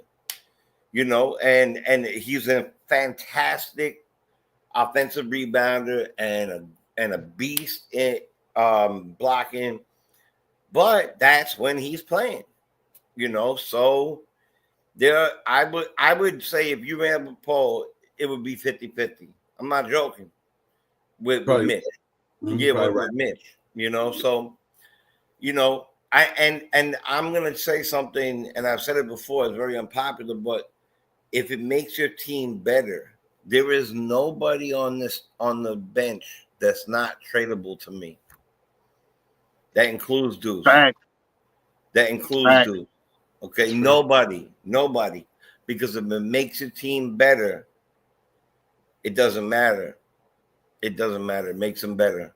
And yeah, we have these like what do you call that?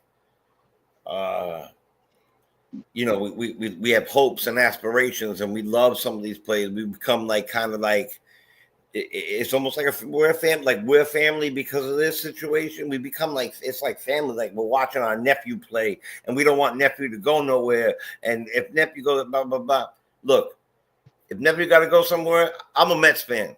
If my son got signed to the Yankees, I hate the Yankees. If they did, or the Phillies, you know, I'll be wearing a hat right now that said Phillies. Because that's just how it works. So any of those guys on the bench are expendable right now to me if you can make your team better. Oh, yeah, definitely. Yeah, go ahead, Ron. I know you were going to say something, but Jay told each other, so go ahead. Shoot, I forgot what I was going to say.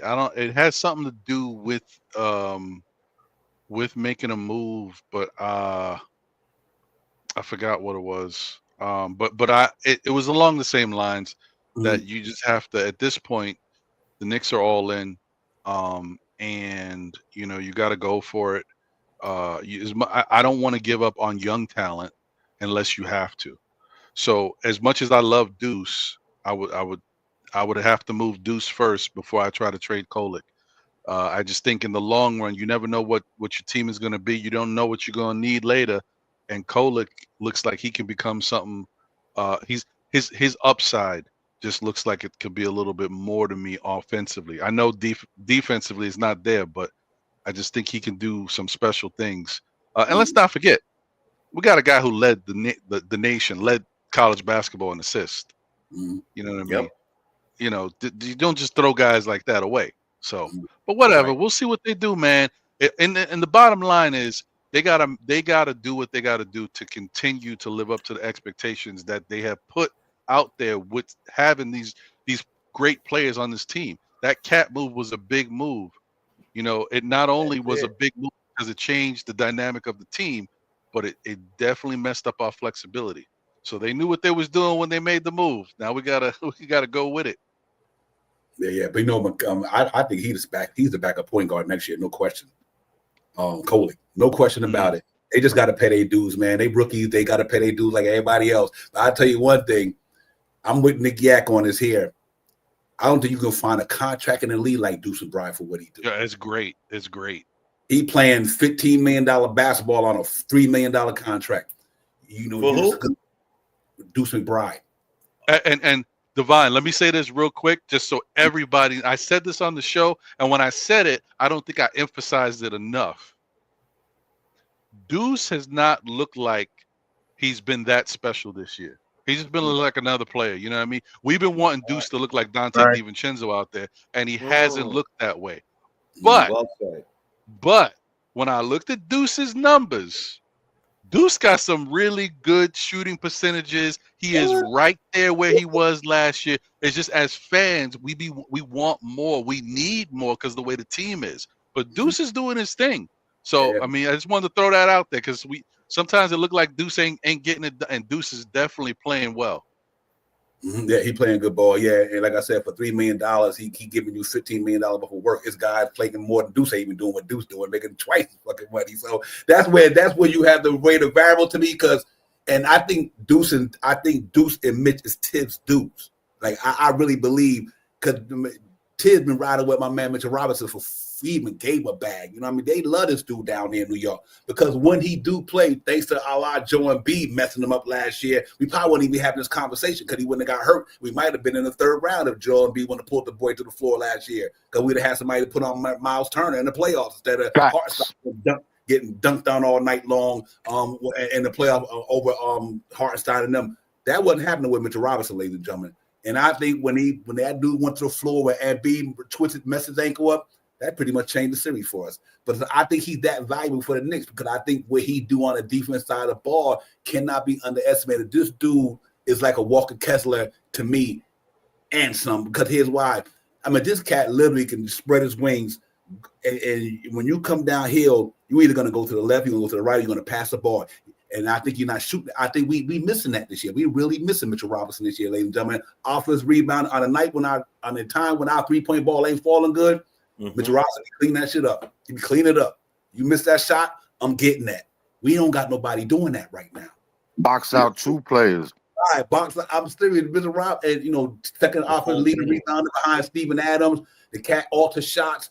We are missing that in New York right now. That's why I want to see this team with Mitchell Robinson and Cat on the floor at one time for a few minutes. You know what I mean? Now we got 2 7-footers, take the pressure off a Cat who don't play good defense in the middle, like, for a 7-footer. So to have Mitch and him down there, have Mitch in the middle and have Cat floating around a little bit here and there. But when the offense side to go to the ball, Mitch move out a little bit, like he's doing with Julius Randle, and let Cat eat. I think I just want to see this team get back with the guy on the floor, and then we make that decision whether we're going to keep him or not. Because I do believe if he's playing, when he's not playing, obviously he can't help us. But when Mitchell Robinson is on the court, the Knicks is a different team, a whole different team. Because now I just want to see him, Anunoby, and Mikal play together. Now you got 2 dudes go wing like he do, them 2, and you got Mitchell Robinson here. So they're gonna make it hard on the wing defenders. And now they got on offense play. Now they're gonna make it hard on the defense offense frontline players. So to me, their defense just goes up another notch. I don't care if Mitchell even score but 1 point, but I do think with Mitchell Robinson, Anunoby, and Mikal Bridges in the playoffs, that would be a tough out for a lot of teams with the offense that they have. With the way they score the basketball. So I really want to see this thing down. Not that that's the reality. Might trade him. I don't know, but I love Mitchell. I'm a Mitchell Robinson homer, man. I know when he's physically on the floor, the Knicks is a much better team. I mean, like I said, I go back to 2 years ago against the Cleveland Cavaliers in the playoffs, ladies and gentlemen. He shut both of them boys down. Both of them. He did. Yes, he did. And let's not talk about Cleveland that year. If I'm not mistaken, had a 60-win. Didn't they have 60 wins that year? Close. Yes, sir. Yep. No. They were just before us because we met up with them. They were 4 and we were 5. Yeah. Oh, okay. Yeah, and then last year, look at what he did to Embiid. He just that dude who could cause havoc for them. I want to see this guy so bad, man. But if he ain't there, man, hopefully whoever they bring in, no matter what the Knicks do, everybody, to me, no matter what they do, whatever they send out, better be better what's coming in, or don't trade them. You best believe they're gonna do that, though, Divine. That's what I'm saying. They no matter what, they're gonna do that because it'd be like right now. Some of these young players are they're taking up space. They should be either playing or they should be in the G League playing. Either way, they should be playing. So they're going to do something that's going to make us better, no matter what. Yeah, I agree. And you remember that game we were watching? I think Shad didn't see it on MSG. You and I saw it on MSG. And what they were talking about was Crawford, Jamal, and Breen. And they were like, if Mitchell Robinson was here, he's a beast, man. He just, whatever he puts his hands up, he just grabbing the ball. So look, I like Mitch too. But I think he's gonna have to play as well if you want to get the proper. If the trade does occur, he has to play somewhat to get the proper return. Because if he doesn't play somewhat, a lot of people ain't gonna be like, well, because he's not playing. So we're gonna have to see him play as a Knick, no matter what. So. Yeah. That's my thought, at least, So. Can I say one thing real quick? Go ahead, Mr. Corey. Yo, bro, can you imagine Cat throwing an alley-oop to Mitchell Robinson? For real. Yeah, bro. That is sad. I'm gonna say this because he'll do it faster than Jalen Brunson will. I promise you. So just how they could probably make the game easier for Mitchell Robinson, for each other. That's just a thought, if it happens. But if my man's here after the 7th, then I think we're going straight for the chip, yo. We rolling the dice this year. We're going all in right now. Right, this is what we're riding with. You know what I'm saying? Yes, sir. You might be right. I can respect that. Yep. You might be right. Hey, it's crazy? 3 minutes left in the game. Mitchell Robinson, Anunoby, Mikal Bridges, Josh Hart, and Deuce McBride. I need to stop. Deuce McBride, Josh Hart, Mikal Bridges, Anunoby, and Mitchell Robinson. I need to stop with 2 minutes left on the clock. That's all I'm saying. And you got I like that. I see what you're doing. Okay. I mean that's you got a 1-man fast break in that. Yeah, absolutely. And I think what I love about it, that's why I want to see this team get healthy, because Tibbs got a lot of mismatched pieces. They just ain't got the bodies right now. And I get that, like other than Tyler Kolek, that's the one dude I wish he was playing more. But I do get it. I understand why he doing it. I don't, because we don't need an offense. We need defense in New York. So I think that was limiting Tyler Kolek right now, because our offense is so good and our defense is so suspect right now. What we need for him, we got going, but we can't get from him what we need, which is defense. Because our defense is not playing good in New York, I guess. So I say all I have to say, ladies and also size. It's top heavy. It's top heavy in the starting lineup. So you need to bring some diversity, some major diversity to that. And that's what Mitchell Robinson brings, major diversity with the height, size, athleticism. You know what I'm saying? He knows his role. You know what I'm saying? It is what it is. You know what I'm saying? It makes the game easier for OG Anunoby. He ain't got to bang. Mitchell Robinson get out the way if you see him come flying in. You know what I'm saying? Mm-hmm. Yeah, real talk. That would be crazy. Yeah, let's get around the panel. And he would pick some people out of there for him to bang. Boom, bang. We're going to go around the panel. Parrish, thank you for the super chats, my man. Real talk, Parrish, always, Corey, thank you for the super chat early. Everybody, man, the chat, y'all on fire up in there and all that good stuff. We just vibing right now. Next we'll talk, we a vibe. You know what I mean? That's what we doing. We just vibing, talking Knicks talk, man, for tomorrow. But we do got a game tomorrow, ladies and gentlemen. 7:30, we be on at 6:15 with the pregame show. Y'all tap in, lock in, and let's get it popping, man. Ron, man, appreciate you coming on, my brother. Real talk. It's a pleasure to see you up on this show, man. I'm gonna make sure I'll make sure I put this 1/7/2025 in writing. So, but yeah, give me your thoughts, man. I know you got to get out here, guy. I know you got to get on the grind too, my brother. So we all do, man. So give me the last thoughts for the night. Yeah, man. I think the Knicks win tomorrow. I think even though Toronto's kind of struggled, I think they've gotten a little bit healthier. I think the Knicks will be up for this game because there is that camaraderie thing, RJ and Quickly both being out there. I think that's going to fuel them a little bit, give them a little something to play for. So listen, if the Knicks, I'm not worried about the Knicks. I say this in like little spurts, right? Mm-hmm. But if the Knicks don't come to play tomorrow, if they don't have energy tomorrow, I'll be a little concerned. I'm not overly worried because I know they'll get it back. But that's going to be a bad sign for me when we play teams, the trap games and teams that we should be up for. If we can't, get it together after what just happened in Orlando, that's a bad sign. Like, I mean, like we'll play great against OKC on Friday. We'll play great against the Milwaukees of the world. But if we don't take care of business when we play these other teams now, like if we can't get up for these, that's going to worry me. Yeah, I agree with you, man. That's real. But I do think we're gonna win tomorrow night. So I don't have I know y'all like to do score predictions. Let me see. I'm horrible at that. I'm gonna go 127 to 105 because I think the Knicks 3-point shot is gonna come alive tomorrow. It's due. We've been bad for a minute. It's due. For a minute, it is due. Right, I like that score as well. I think they do bounce back tomorrow, man. I think Cat play tomorrow, and you'll see a different team out there. So I'm with you on that one. But man, C. Lee, man, holla at your boy, my man. I'm gonna say this, gentlemen.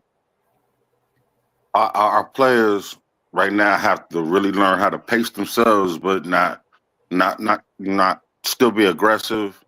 Mm-hmm. You know what I'm saying? We have to find another way to win now. Unfortunately, until we get healthy, I'm gonna say, and whatever changes come, we just gotta find other ways to win. We have to really emphasize on the way we move the ball and be careful with it. And also too, we have to be more aggressive and find other ways not to get in the stupid foul trouble. We got to be mindful how we play. We got to be smart now, and careful at the same time. Just make it to the All-Star break healthy and we can relax. We can have a couple of practices or have ourselves together, provided who goes to wherever, Yeah, absolutely, man. I appreciate that's all I pray for. Yeah, absolutely. I mean, to get to the All-Star break is important because they get that whole week off. We can do all this. So I'm really happy about that. We get there and we healthy, and that's the main thing, man. Just stay healthy out there, man. Just try to stay healthy best you can, and wait till this thing get popping because it's about to go down now at the halfway point of the season. Now all the wins and losses count, but it's always about the win and the loss column to me. I don't, if you have a bad night, just win the game, man. That's why I was disappointed last night. We should have won that game last night, even though we had a bad game. We played bad. We still had enough firepower to beat them guys last night. And no disrespect to them because Jamal Bowlby got them boys balling over there. But I still think our team should have won that game last night. That's the only thing I'm disappointed is that we didn't lose it. We should have won that game regardless of whom or what. In home, you got Jalen Brunson, you got Mikal Bridges, you got Anunoby, and you still lost that game. I just didn't think that should have went that way last night. So, you know what I mean? We still should have won that game. So I Josh Hart, you should have beat that team yesterday, man. No, they ain't scrubs or nothing like that. But like I said, that's why continuity is important because they've been playing together for the last couple of years together, all of them. So they do got a continuity about their team, which is our team. Our bench haven't played together. This is the first time they ever played together this year. Campaign, Shaman, and Bruce McBride and Chua. I mean, they knew to each other, and our starting lineup and knew to each other. Then we don't have Cat, and then they know we slumping. I like that. You can't win for losing anyway. Shot Powers. Give me your last words, man. I hope we don't have that problem tomorrow, because I'm on Ron's number tomorrow. I think Knicks come out and explode tomorrow and get it popping for sure. Thank you guys for coming on tonight, man. Jay Chosen, C. Yes. Lee, Ron. Thank you guys for coming in here and joining us for this almost a half a Ron's marathons on Saturdays and stuff. We've been here for about 2 hours. You know what I mean? Salute to the family in the chat that came in. Salute to the family in the chat that came in and spent this time with us, talking about the team that we love. I'm just gonna wait for tomorrow to blow it up. I'm happy that the Knicks team is still playing good basketball, even though we had these lulls in the last 3 games. And my focus, like I said, and I'm going to command it this whole month, is I just wait to see what the second unit can do for us. And I mean, what have you done for me lately? What have you done for me lately? So that's what I'm waiting for. We'll talk about it a little bit more tomorrow and stuff like that. Salute to you, Divine, as always. Let's get it. Bro. Jay Chosen, how about your boy, man? Yo, listen, first of all, as always, thanks for having me. I really enjoy these chat. I really enjoy this type of stuff, this panel, talking about my favorite team gets me, listen, don't forget, there's sports, real world stuff is happening, families, I'm a single father, a lot of things happen in life. This is supposed to be something that we enjoy. I fully enjoyed these last 2 hours. I enjoy the 6 hours with Ron, and and it puts a good spark of energy. I love positivity, good positive brothers, and it's really good to be around you. I'm gonna say that let's not put our emotions in front of our thinking. All right. Let's not just be over emotional about something. Don't forget the 9-game winning streak. Don't forget how good we've been playing. Don't forget that our captain is a horse, and we got another bull in that could get you 40 and 20. All right. Don't forget that. So I'm going to just say this. What do you have, Ron? 127, 104? 127, 105. All right. Well, I'm going to do a Price is Right on you then. $1. No. I'm going to go 126. Wow. Okay. 104. Come on down. You're the best. I like it. Yeah. Hey, man, salute to everybody in the chat. Real talk. Listen, man, y'all know what Saturdays is. Go hit the brother up right here, man. He doing it there in the community, man. Just know the ledge before you fall off the edge. That's all I can tell you. If you need him to walk you off the edge, get over there and know the ledge, man. Real talk, man. It's really about that, man, on a Saturday, man. God, appreciate all you guys coming in. And Kev, co-host Nickish. Kev, man, appreciate you. I was about to say that. Yeah, JT Reddick. And JT Reddick. Yep. Yeah, Nick, everybody, man. Kev dropping some jewels up in there. I've been reading them, man. I go along. Darlene, Queen Darlene, what's good, sister? Appreciate you as well. To everybody in the chat, man. Y'all know without the chat, that's where it's at, man. We don't get a pop without y'all. Ain't no Knicks will talk without you guys, man. So, we appreciate y'all. And my band Parrot Duggar, Corey, thank y'all for the super chat, man. Just help keeping the lights on in the building, man. We appreciate you guys. Real talk, man. We don't ask for nothing, don't want nothing. We just want you to like and subscribe. That's what we really want. But we do appreciate every little donation y'all got to get to the show. We able to go buy drip and keep the Wi-Fi on. I don't know. Like and subscribe, y'all. It's free. Like and subscribe. It's free. I'm just gonna say one thing real quick. You know what I'm saying? Oh, y'all, I've been talking to my man Bully. Soon come. Yes. Soon come. Yes, I'm gonna say that 718 boys is back. They back. I'm not saying that, but I said soon come. Okay, all right. We almost there. We almost there. Don't be surprised though. We like Mitchell Robinson. You know what I'm saying? Yeah, right. We know how ain't nobody getting traded. Yeah. So we need y'all, but he just ain't there right now. That's what it is. He coming. He coming though. I promise you. He coming, dog. I'm just letting y'all know, man. It's gonna be crazy again.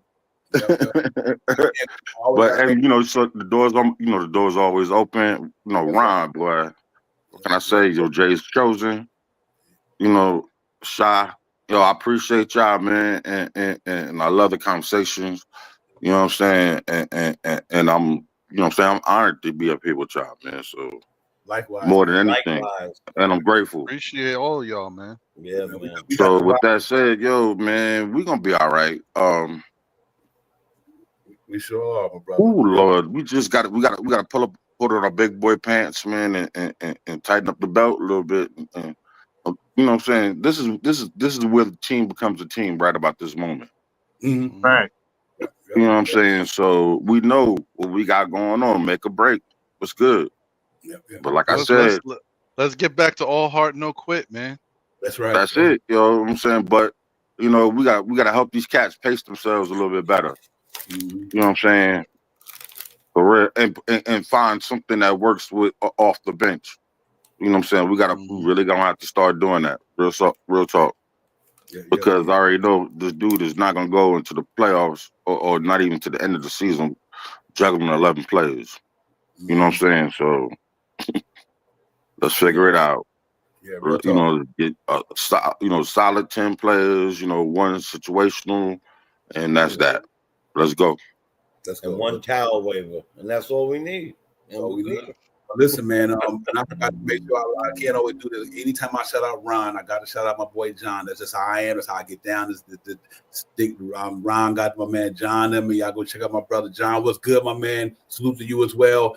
Nickish, man. And Nickish, I know he got things popping off. Y'all make sure y'all look at Nickish, man. Go highlight his content and everybody, man. Just support the community. I mean, we got a lot out here. We flooded, but we flooded for a good reason. Because our Knicks playing good ball this year. Everybody want to be a Knicks fan this year. I ain't mad at them. You know, and it's all good, man. So make sure y'all go support these brother Knicks. Thank you for coming in. And everybody, man, you know, y'all check it out tomorrow, man. We out of here. We see you tomorrow. Knicks Real Talk Divine, Shaw Powers, Jay Choden, Cyril Lee, and also our special guest, Ron for Still Knicks fan, man. We out of here, everybody. Y'all enjoy the night. And do me one favor for y'all leave, please. Hit that like and subscribe for your boys. Hit that like and subscribe for Knicks Real Talk. Hit that like and subscribe for your boys. Hit that like and subscribe for Knicks Real Talk. Hit that like and subscribe button. Don't cost you nothing. Stop fronting, man. Just push the button, man. We out. Peace. See y'all guys. They stunting. Word up.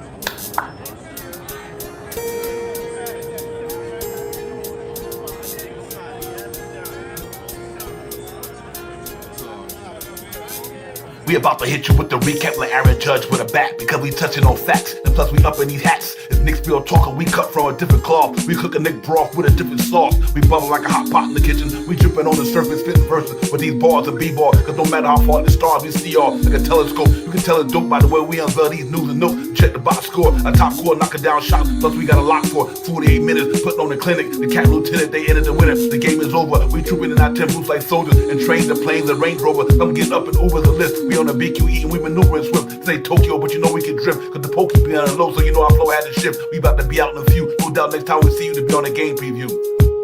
It's Knicks Real Talk and we a vibe. We get it poppin' every day and every night. We on that Knicks shit and you know we about the vibe. So let's ride. So let's ride. It's Knicks Real Talk and we a vibe. We get it poppin' every day and every night. We on that Knicks shit and you know we about the vibe. So let's ride. So let's ride.